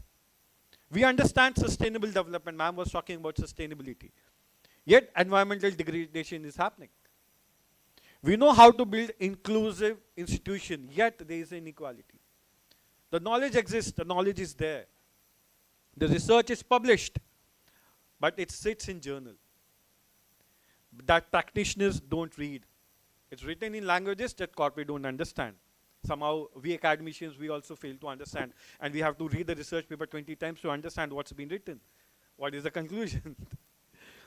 The brutal truth is, if you'll see, research without application is merely expensive curiosity. Practice without research is trial and error at the society's expense. There's another gap which talks about relevance gap. So what? How relevant it is. So last year, I reviewed a thesis which was of approximately 300 pages with a beautiful research model. Mediators, moderators, PLSM, everything good. Was very happy.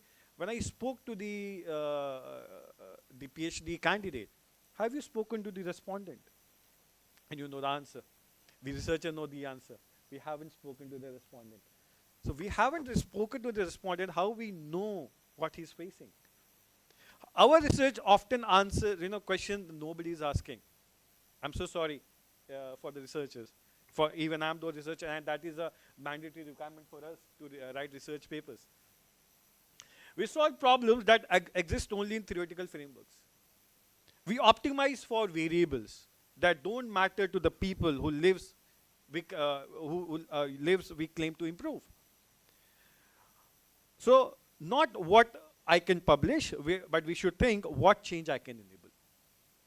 Not what's novel in the literature, but what's needed in society.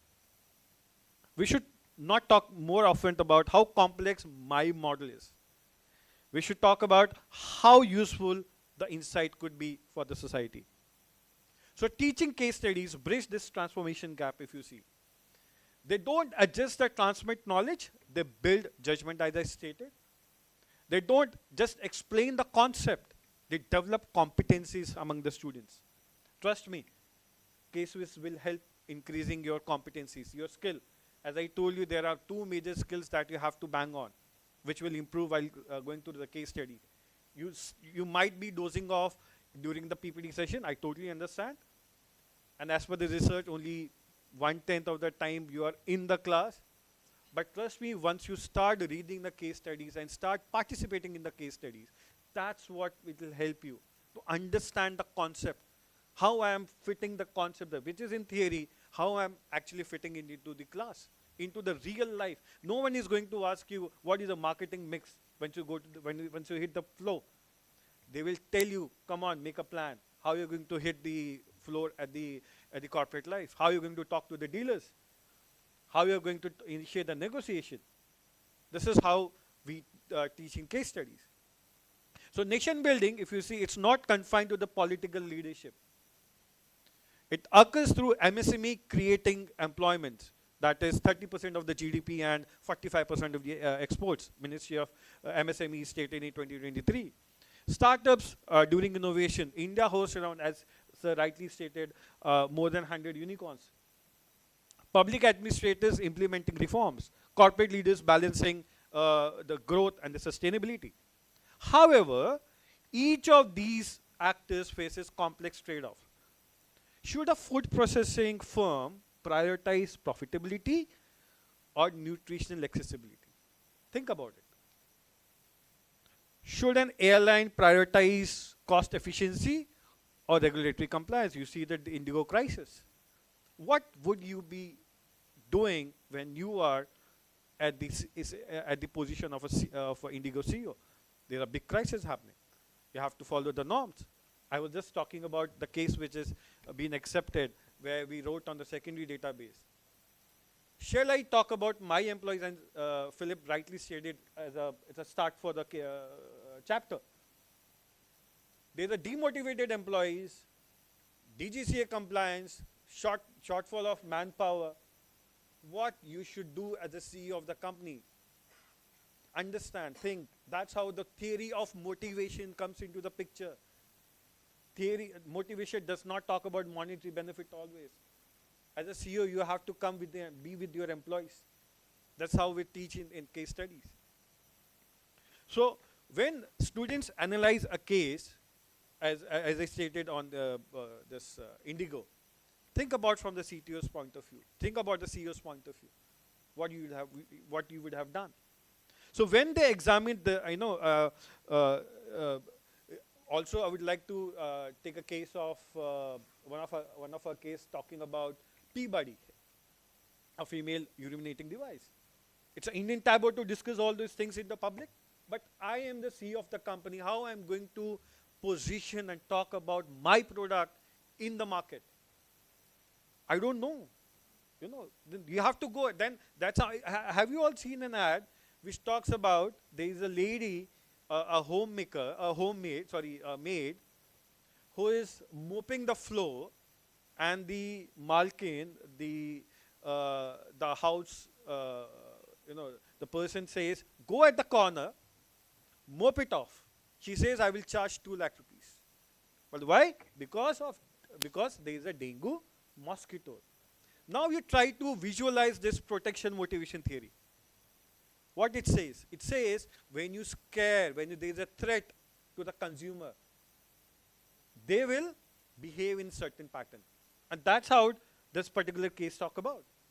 That Peabody, educate female about their health, make a threat, and they will start using it. And that's what the company stated. We wrote a case study on that.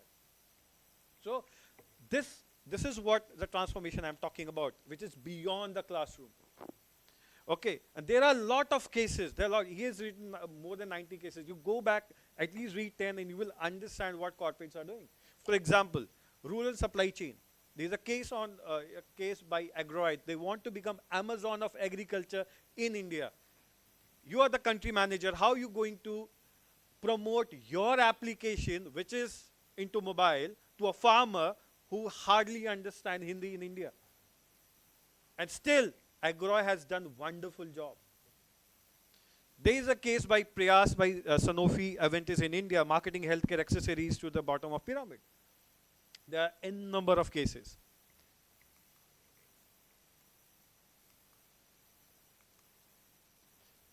So allow me to propose a structured framework. I'm so sorry, I'll be taking time. There's a professor in it, so there's a tendency to go beyond lecture times. I'm so sorry. So allow me to propose a structured framework for academic nation building, research impact, producing rigorous evidence-based insight, pedagogical impact, converting research into experiential learning tool, societal impact, influencing decisions in business, governance, and civil society. And too often, we stop at the stage first. What we talk about, producing rigorous evidence-based insight. But what about the second stage, which talks about pedagogical translation? Is where case study operate. The third stage talks about social transformation. It's where nation building comes. There was a meta-analysis by Freeman in 2014 in Proceedings of National Academy of Sciences. They found students in active learning environment are 1.5 times less likely to fail compared to traditional lecture setting. That's how the case makes the impact. Similarly, in research in management classroom, it showed that case-based instructions enhances decision confidence, which is not there in the theory, which is not there during theoretical delivery. So if our objective is to prepare leaders for the VUCA world, judgment is very much important. And judgment must be practiced. So there has to be a case in every class. Okay? So let me illustrate with an example. We developed a teaching case on Savant Electronics. And due to consent issue, we had to publish that as a chapter, or else it was a much appreciated at Ivy, but due to consent issue, we did not get it published, so we had to withdraw, and we got it somewhere else. So there is a, it is a misguised, this is a disguised name of a firm. They wanted to capture land in Maharashtra. They wanted to build an electronic plant. So, when how I'm going to convince the people who are at the bottom of the pyramid that I want to capture the land, and here I'm not working. I have a profitability motive. So when we discuss the case in the class, so engineering student proposed technical solutions. Economic students, they analyzed pricing and subsidy structures. Art students, they identified social capital and community leadership in the class. Management students, they designed the implementation processes and stakeholder engagement strategies. However, none of them were right, but all of them were partly correct. So the real insight emerged in discussion: sustainability versus CSR. It's not a technical problem, or an economic problem, or a social problem. It's all these simultaneously. So this is what nation building looks like. Not disciplinary silos, but integrated problem solving.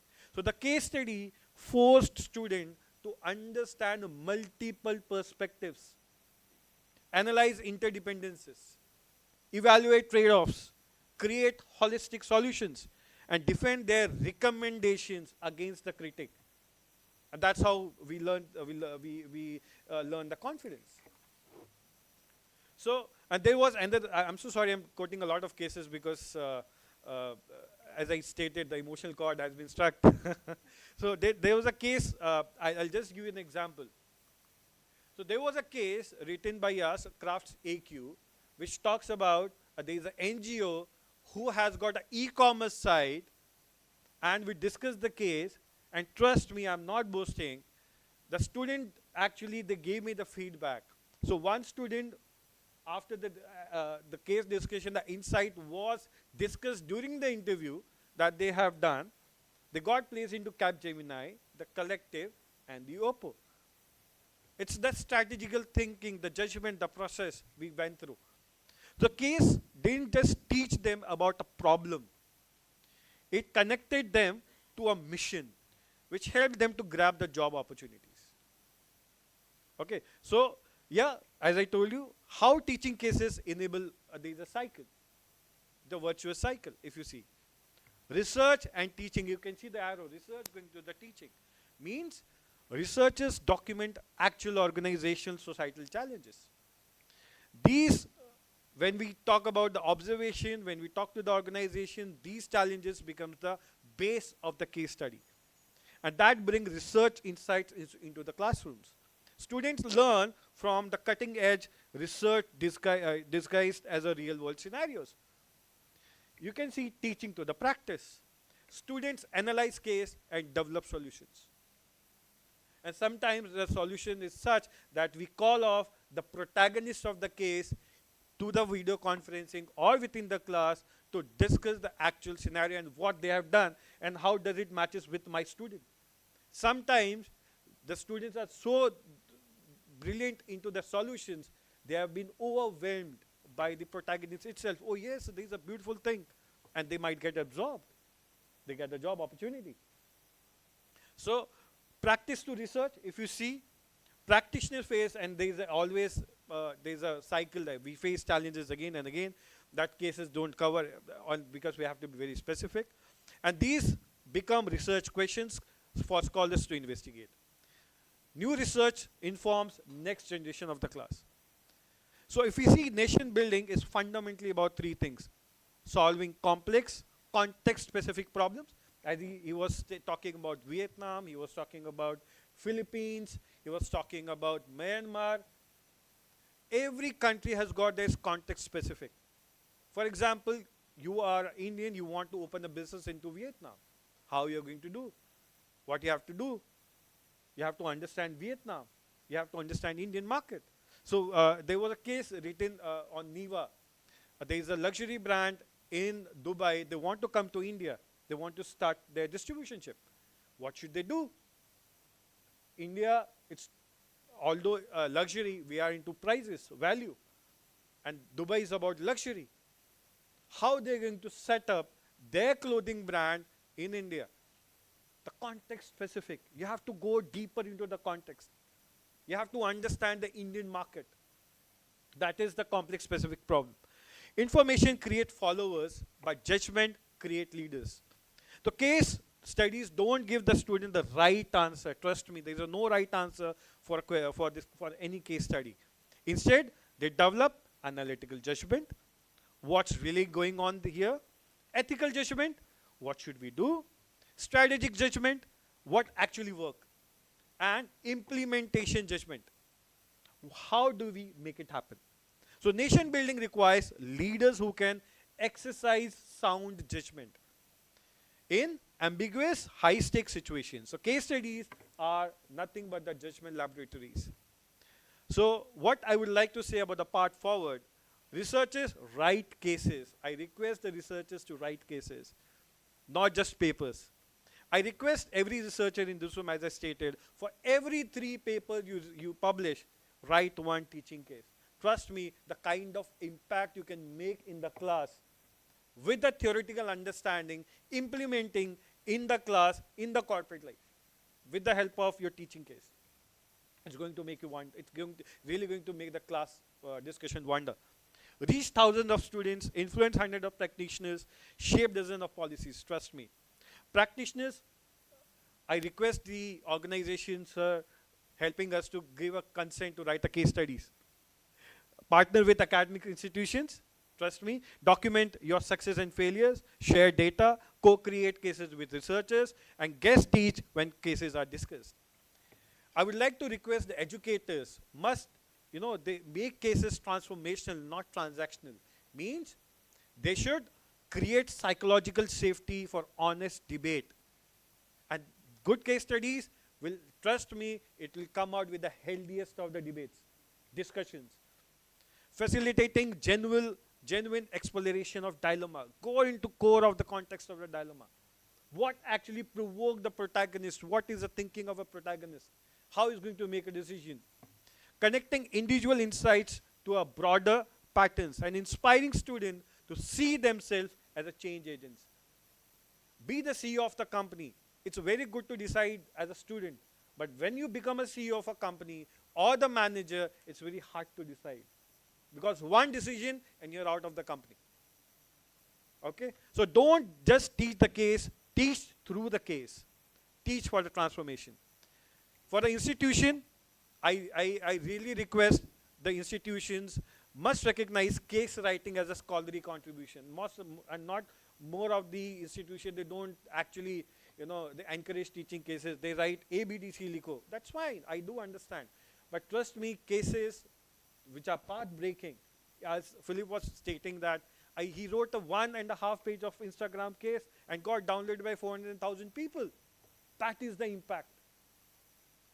So I request the institutes to include, and low-hanging fruits are there, Scopus Index, EMCS.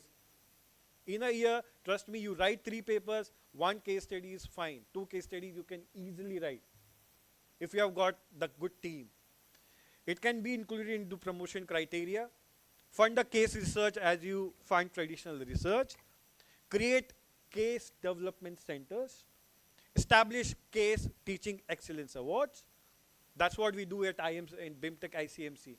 Every year we come out with the International Case Conference, and we really cherish, or we really give, motivate people to write a lot of case studies and build case libraries as institutional assets. To the students, I request, engage in these cases. PPTs, I know it might be boring, but trust me, cases are eye-openers. Build your judgment muscle. Develop your ethical compass. Strengthen your analytical toolkit. And expand your perspective. And then go build a nation your generation will inherit. So we are, if you see the bridge builders. At the start, I spoke about the bridges. The bridges we must build between the research and practice. But I know I want to leave you with a different image. We are not just building bridges, we are building bridge builders. Every teaching case is a training ground, trust me, where the next generation learns to connect theory to reality. I quoted some of the examples. There was a, if you saw, there was a farmer protest in Delhi. I was the eyewitness to that. I faced a lot of traffic issues. There were a lot of farmer protests. And Swiggy came out with a beautiful, controversial statement, if you can see, about our economic minister. I don't want to create a controversy here.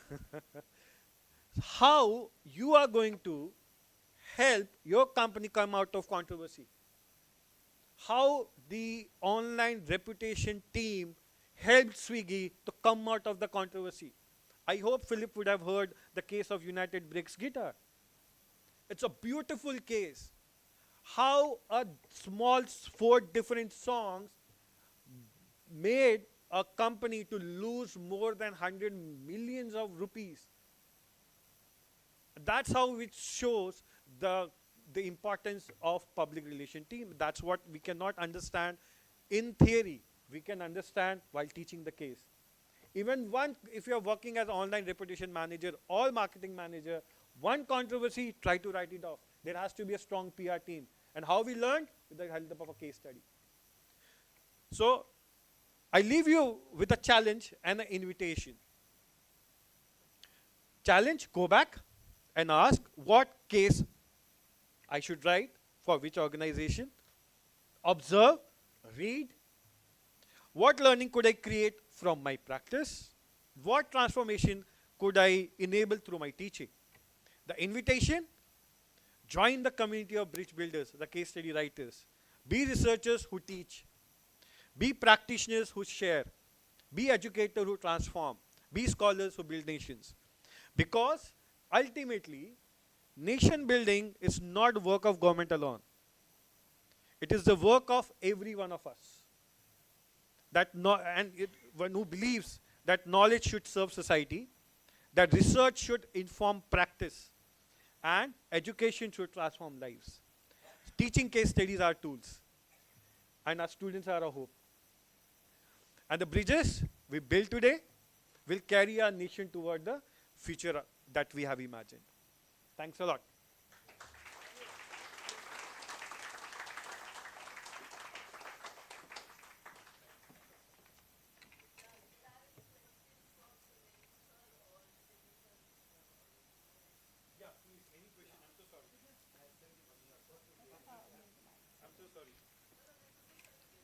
You can No sit problem. with the mic. This is one of the best places. Any question on case?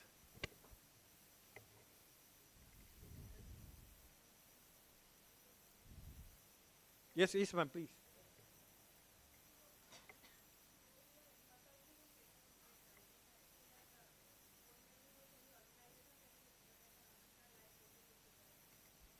However, if somebody is interested to write hypothetical cases, right? Okay. So what is the impact of those cases? So now, normally when we talk about case studies are those events which has actually been happened. Yeah. Okay. And hypothetical cases, we normally write, there is a route throughout the case, chapter caselets. Now, as I told you, there is no space in good journal to talk about hypothetical cases. But still, if you want to write, there are good avenues. For example, there are a lot of edited books that you can write. Those are also Scopus index. But it should come that what exactly you want to teach. One case study should have one specific problem. I cannot narrate the whole organization as a problem within a case. So it has to be very specific. If you want to create a hypothetical, create. But the journal might not appreciate that. Yeah, that can be closed-ended and can be open-ended also. Yes. Yeah, so I understand that. But however, there is a possibility somebody is interested to write hypothetical cases, there is a possibility. Instead of that, I request to go back and read newspapers and come out with the secondary database case studies. Even that has been encouraged by Emerald and Ivy. If your dilemma is strong, trust me, you have got the avenues. But that should come from the actual thing which has happened. Correct, thank you. Yes, sir.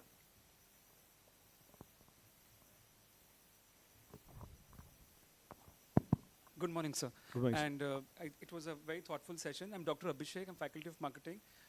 Me, along with our co-authors, Dr. Madhvi Dole and Dr. Shalini Gulecha, we just wrote a case, sir. It was based on secondary research. We presented in IIM Nagpur, and we're looking for Oh, wow. publications, sir, at this point in time. I would not name the company, and it's about an Indian D2C startup with a very strong positioning, sir. So based on that, I just want to ask you, how is, writing a secondary case vis-a-vis writing a primary case, which is field-based study? So in terms of publication, does a primary gets more weightage than a secondary? Yes, yes. That's a brutal reality. Primary cases have got better scopes, but if you, in secondary, if you're, as I told ma'am, if your dilemma is strong, if you have got good alternatives, and it can create a lot of value to the class, while discussions, trust me, it has got the avenues. Okay, so, and one more question, I'm so sorry, sir. The case that we have wrote is secondary at this point in time. Now, if we would like to convert that into a primary case, we'll of course have to get in Yes. touch with somebody from the Yes, organization, right? So, would they open their doors that easily to us, sir? No. So you need to know a person who is there in the organization, the person who has got the decision-making power, okay, and the person with who is facing the issue. Okay. Philip, you want to add something? Yeah, let me just add, I absolutely agree with what you've just said. And, will they open the doors? Always best to start at the top. The only cases that I haven't been able to publish were cases where we started too low down in the organization, and when we went for approval, we couldn't get it because when they ran it up the management chain, they would say no. Yeah. Let me just give you one word of caution here, because I wrote a case that was the most downloaded instructor's copy for 9 straight months. And it was on 2 little companies. You might have heard of them. One of them was Starbucks, and the other was Tata. Okay, and they came together to open up as a joint partnership here in India. Now, if I try to write that case and I go to Tata, I got to get sign off by Tata, but I also got to get it by Starbucks. Anything Tata says, Starbucks is going to say something a little bit different, and vice versa, right? So rather than do that, okay, I chose to write a secondary case from day one.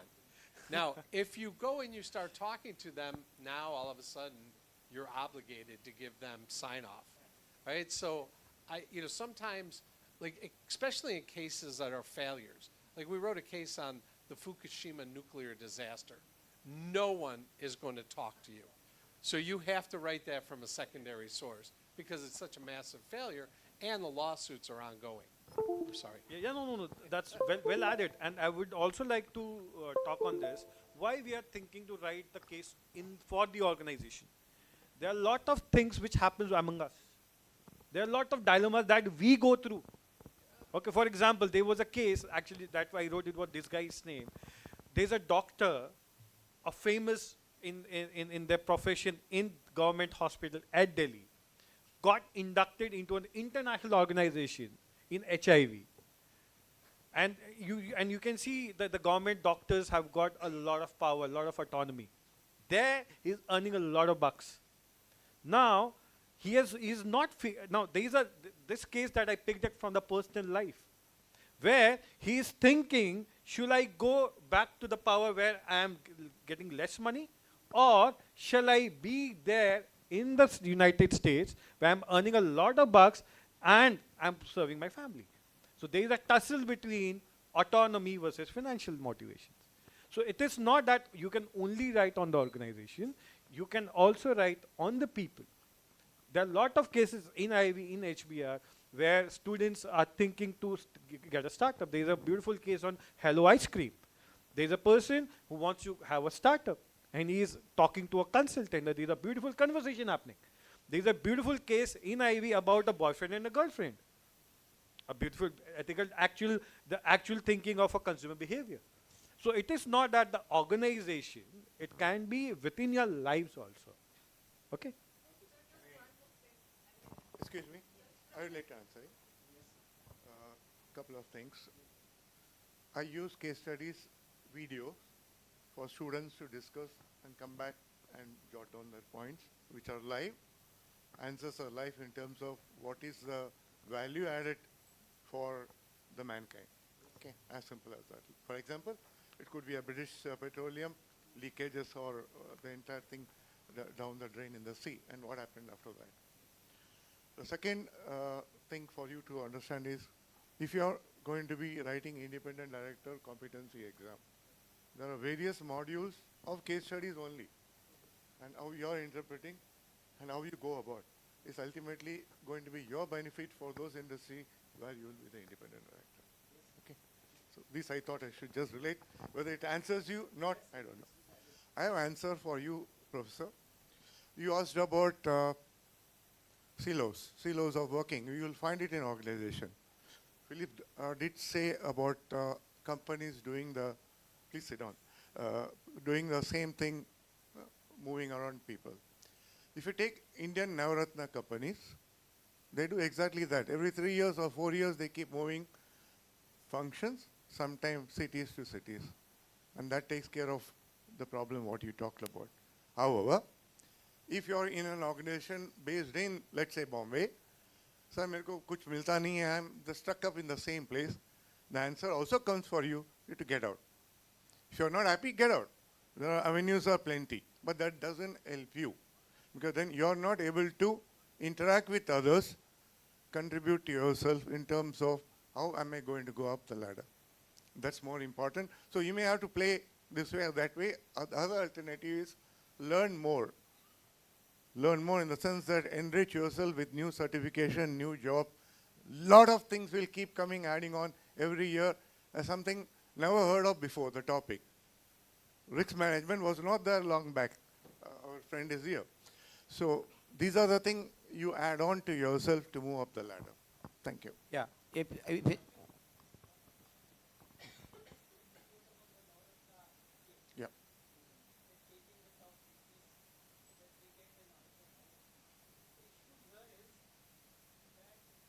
Yeah, you're audible.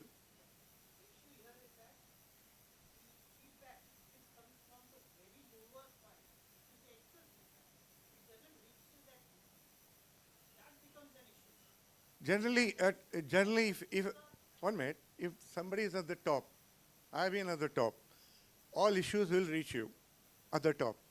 You may not address it because the priority for the top may not be you.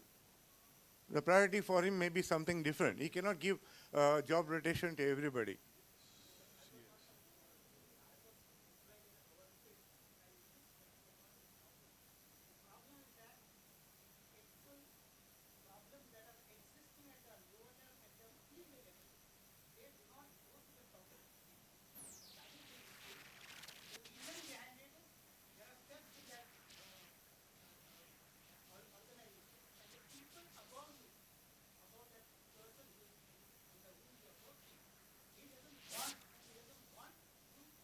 I understand. I fully understand. Empathy with you. But this will happen.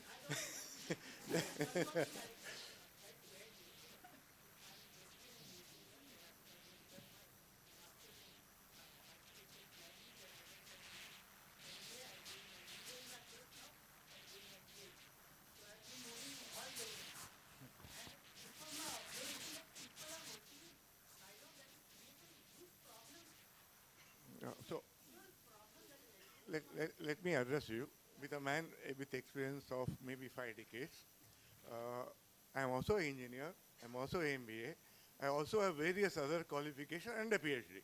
Okay, I have been in industry. You can't believe it. All those industries I have tried: global, small scale, MNCs, and so on. This problem will come to every person, and it is a fact of life. It's for you to get out of that. You have to understand whether you want to be in that organization, make best advantage. Why not I get up the ladder? It will come to you.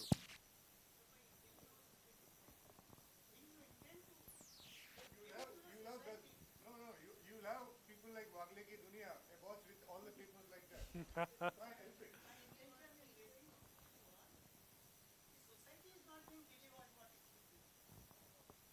Maybe your perception is wrong.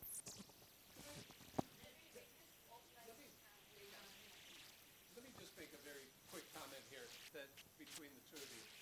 What you were talking about is, in a class discussion, one of the great because different people come with different ideas. And, you know, this is what discussions are. This is usually what committees are for, right? To break out of a silo, you've got to put some different people on that group. I mean, all of the argument behind diversity has largely been about we don't have all the ideas at the table. So this is where I always have believed that the two things that come out of case studies that are not apparent. One is the diversity of ideas in the classroom. You get exposed to all kinds of people with different ideas. But the second thing is you get to witness decision making by your peers in real time. And when all of a sudden you're in the middle of the case and you say, holy cow, Dipti got that answer, and she got it like that. You say, what is she doing? How is she thinking? You inspect her logic and you think differently when you're done. And sometimes you say, you know, how did Dipti miss that answer? Right? And you say, she's a bright person. I need to learn how to communicate better because that was missed. So there's so much robustness in this type of instructional pedagogy that you just don't get by reading a case, reading a book. There's just something that comes in the magic of being live that is different. And that's a way of breaking out of these silos, as you say, and having that discussion. Yeah, I just want to add one part because I'm the other side of the team. To be frank, I think most of the thing what he said that it's really depend on the person concerned, organization concerned. Just take your 1.2 for all of you to understand. Nobody can work Zerrillo, let me very frank to you. If you work on Zerrillo, you will be nowhere in the corporate world. You have to put your comment, your thinking, your action into the reality, then only it will be recognized, then the company will take you. As simple as that. The point comes how organization culture is grown up. For example, I being after as he rightly said, I was actually put it in the actual work, now in the risk part. And all of you are the risk manager, all of you may not be knowing. Every time you walk out from your home, you take the risk, right? You have to put your steps. Forget the financial risk I'm talking about. So all of us are risk manager, but we do not know we are risk manager. The question it comes at the culture. If you can, all of you can build the culture, and if you being very clear intent, trust me, everything will be done. Like here's a small question, and put that also. Organization, whether how will take for the primary case study. The question, whatever I personally believe, I may be wrong also, the two part. If organization getting benefited from that case study is a improvement, development, something done very well, they will be asked all of you to come and do that thing. But that will they get the indirect recognition. If the case study is really case study which is of the little bit of distance part, trust me, they know something, they have done something internally, they don't want to put it into the focus because they have to survive their company, and obviously management has to take a very, very conscious call what to come into public, what not to come into public. How to manage that risk has to be done. So therefore they are not giving. I think all has its own point, as he has rightly said. Everything has its own positive and negatives, and all of us are doing on those types of work. I will put that line. Even that can be a wonderful concept for a case study. Yes, exactly. May I ask my last question? Yeah, yes, ma'am. So, taking your example into consideration, like the personal aspect, as you given the example of that doctor, right? So how you are going to validate those cases? I mean, one author is submitting those kind of cases to your journal person, right? So what is the validation of those cases? Like when I am taking some personal aspect and personal example. Normally there is a consent form that you have to sign. Yeah, that I understand. But from the publisher's perspective, I am asking. Uh-huh. And what is the percentage of accepting those kind Okay, so now as far as my journal goes, we take only case-based research. So there is a teaching case which talks about dilemma and everything teaching. No? This is case-based research. It's all about qualitative research that we do. And it is more towards the literature adding to the value, whereas teaching case do not have to do anything with the creation of literature value at all. It's completely different. We used to accept, but now we have started taking a lot of quality cases. For teaching cases, you have got multiple avenues. There is a case center, the case journal, emerging market, there is IV, and there are a lot of other journals which accept these teaching cases. So I just have a Yes, sir. What I am hearing from her is she's asking for validation of evidences. I can validation of evidence. Suppose your experience with a doctor. So these days, the journal asks for to put the secondary data also. Okay. Now, first the secondary data on some websites. Does this require a permission? We should take a permission from No, the. for validation, we have got only one thing, that is a consent form. So consent form is that the publisher, the author has to give the consent. No, it is not a consent from the author. It has to be the consent from the for a company. So the journal gives you a consent form. In the case of company, so there is a formal process. Yes. But when you're talking about say interaction, Within the group, within the person. Yes. Yeah, and so there also, I mean, so how do you acknowledge those kinds of consent? Suppose I have got some experience with, let's say, orthopedic surgery. I'm writing a case study. So what kind of evidences you want in this case? So should I take a consent of a doctor? Yes. If it is on a personal life, if my personal dilemma, from the person itself. If it belongs to certain company or organization, then the protagonist's name will be organization consent. Okay. So in the case of secondary data, say annual report transcript. Okay. If you're writing a case study, because these data are available in public. Yes, yes. Again, still we require a No, there is no consent required. There is no consent required.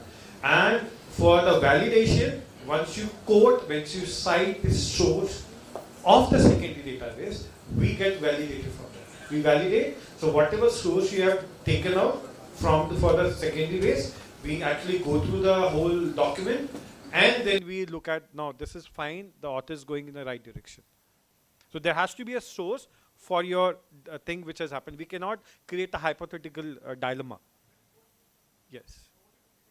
Okay, that's fine. Thanks a lot. Thanks a lot. Hello. I have last question to Jitendra as well as Philip. Yeah, please. See, we have a very strong technology stream here in our college. See, we talked about management cases basically from marketing, finance, and all other areas. But technology, see, gating case study in technology stream and teaching that case study to the technology student is quite difficult. So, can you throw light on this, both of you? Philip, you want to add? Then I can. Just stalwart. You know, one of the big challenges for a junior case writer in particular is when we write technology cases, we write just about that technology. Yes. So what happens is, you know, like, look, maybe I'm a frustrated engineer, but when somebody starts telling me about why this technology is better than something else, I want to get down in the bips and the bips and the mites and the bit. I really want to know the technology. But, you know, that's usually not what you're trying to teach. In the engineering school, I might be talking about that. But if I'm over in the business school, or if I'm talking about, you know, Department of Commercialization, or a lot of schools are opening up colleges of innovation now, it's not so much about the technology as about how to apply it, what kinds of problems did they have when they went to implement, when they went to market with it, when they tried to commercialize it, when they tried to scale it, when they tried to get funding for it. I mean, one of the greatest cases I ever wrote was a private case for Genentech, and it was about the drug Avastin. Now, Avastin is a $12 billion drug. And what it is it's a chemical that will starve whatever cells it has been injected into, it will starve them from growing. And the problem with cancer is generally mutated cells start growing very quickly, and then they injure the host. What they were able to do is just inject this, and it stops the circulation and the growth in these cells. Well, when the guy came up with this chemical compound, he thought he had something that could be used in a lot of places. He made a presentation, and he got no response from Genentech. They told him they weren't interested in it. He threatened to leave the company, and they said, okay, we'll give you 4 hours a week off to work on this and $50,000. He created a $12 billion drug. Okay? It was all about that he didn't know how to properly execute on an idea. Those are the kind of cases that, you know, sometimes from an innovation stream, they pay out to learn how to make that internal, how to get attention, how to organize resources, how to get people to follow the dream, how to lead. Those are maybe the elements that we sometimes need in technology. Okay. So coming back to this technical thing, although yeah, management case is more about organization and everything. MCA has got specific, yeah. So MCA is more about computer applications, more about IT. So there are a lot of cases which talks about the dilemma which is happening within the company. About it might be related to technical adoption, it might be related to the technology advancement that company wants to make. There are a lot of cases which talks about whether should we go and invest in a company or not. So there are also situation-based cases for the MCA, or in per se, if I'll say IC part, that is information system part. So if you go and search, trust me, there are a lot of cases. Not specific to the coding, but on a intellectual level, you will find out a lot of cases. Thank you.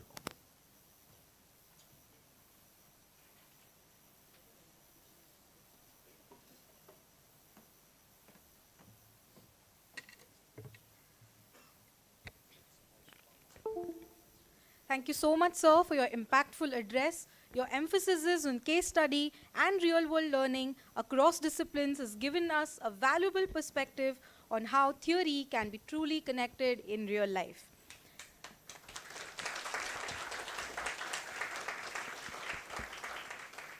May I now invite our respected director, ma'am, and our dignitaries to kindly come forward for the unveiling of the conference compendium.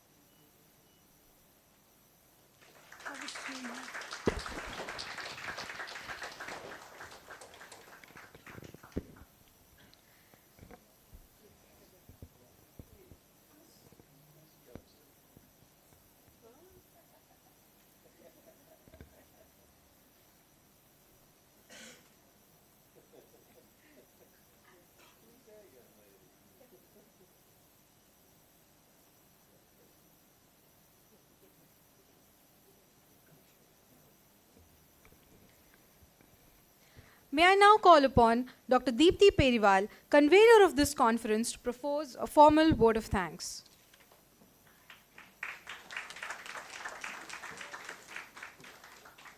Well, I think it's afternoon. Good afternoon to each one here. Director ma'am, our distinguished guest, Vishwanathan sir, faculty members and everybody.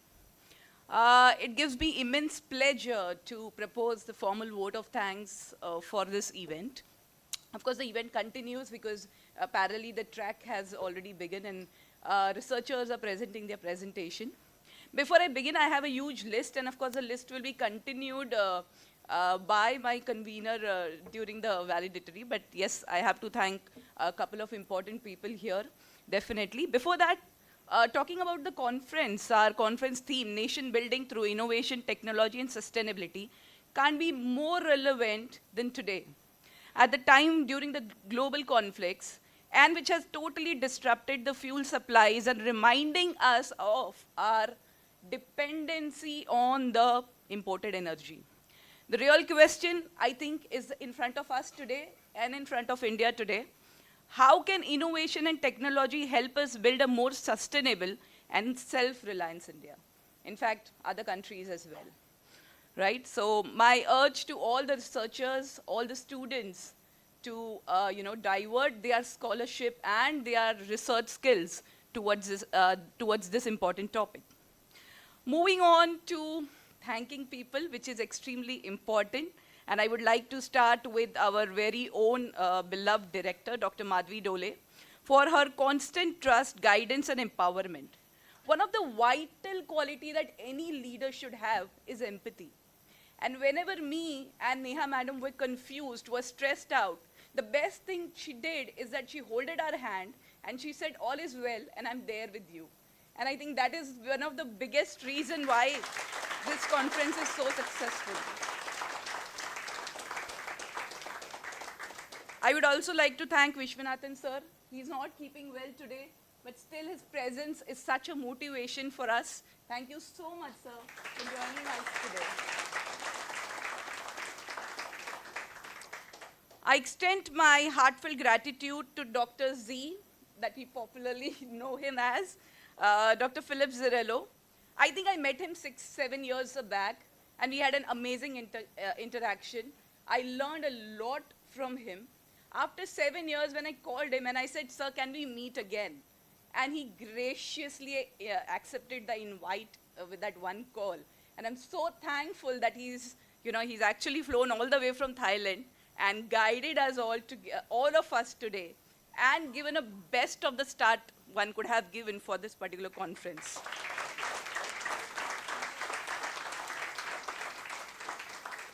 I would also like to express my sincere gratitude to Subhendu Kumar Bal sir. He's somebody who's always been there for us. He's been there giving best of the platforms to the students for coming up with different ideas. He's been motivating our students during the convocation, and he's giving a beautiful platform so that students can come with best of their talents to perform. So I thank you so much, sir, for being here.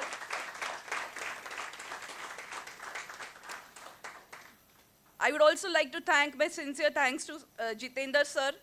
Your humility, extremely accommodated nature truly reflects your personality. And the way you spoke about the active learning, I think that is extremely important, something to pick up from and take home and also implement in our institutes will be really great. And I think the main thing that I liked is about retention power. How it will, build upon the retention power was phenomenal. Triple impact framework, everything. Thank you so much.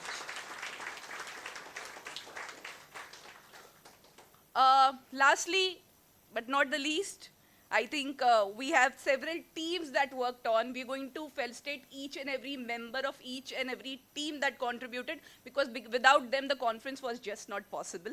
Hospitality team, registration team, CMT team, track coordinators, many more. I said we'll be acknowledging everybody, and a big round of applause for all the student volunteers who are here today.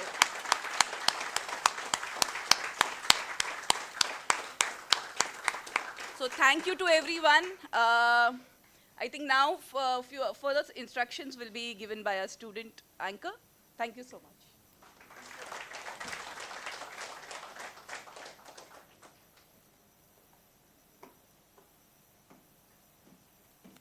Also, please, feel free to reach out to me. I love to hear from people. I'm Indian at heart. I always say, I'll see you soon, right? So reach out to me and come see me soon. My email is Zerrillo, the way my last name is spelled, P for Philip, Zerrillo P 007 at Hotmail, and that's MAIL, by the way, hotmail.com.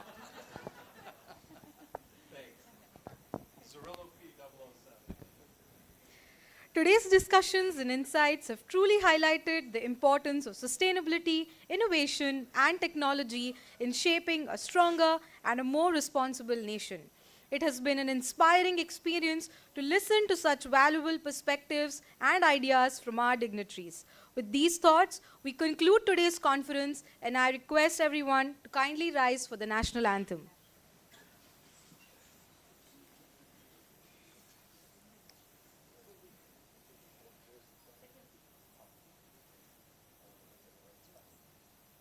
जनगण मन अधिनायक जय हे भारत भाग्य विधाता पंजाब सिंध गुजरात मराठा द्राविड उत्कल गंगा विंध्य हिमाचल यमुना गंगा उच्चल जलधि तरंगा तव शुभ नामे जागे तव शुभ आशीष मांगे गाहे तव जय गाथा जनगण मंगलदायक जय हे भारत भाग्य विधाता जय हे जय हे जय हे जय जय जय जय हे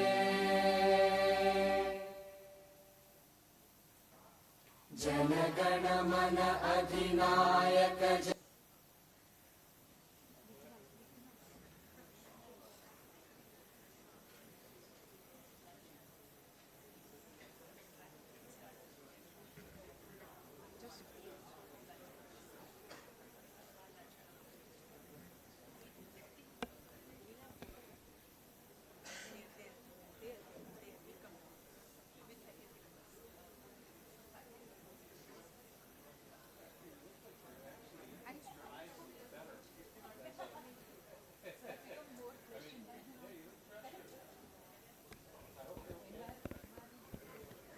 All the faculty members are please requested to remain seated for a photograph.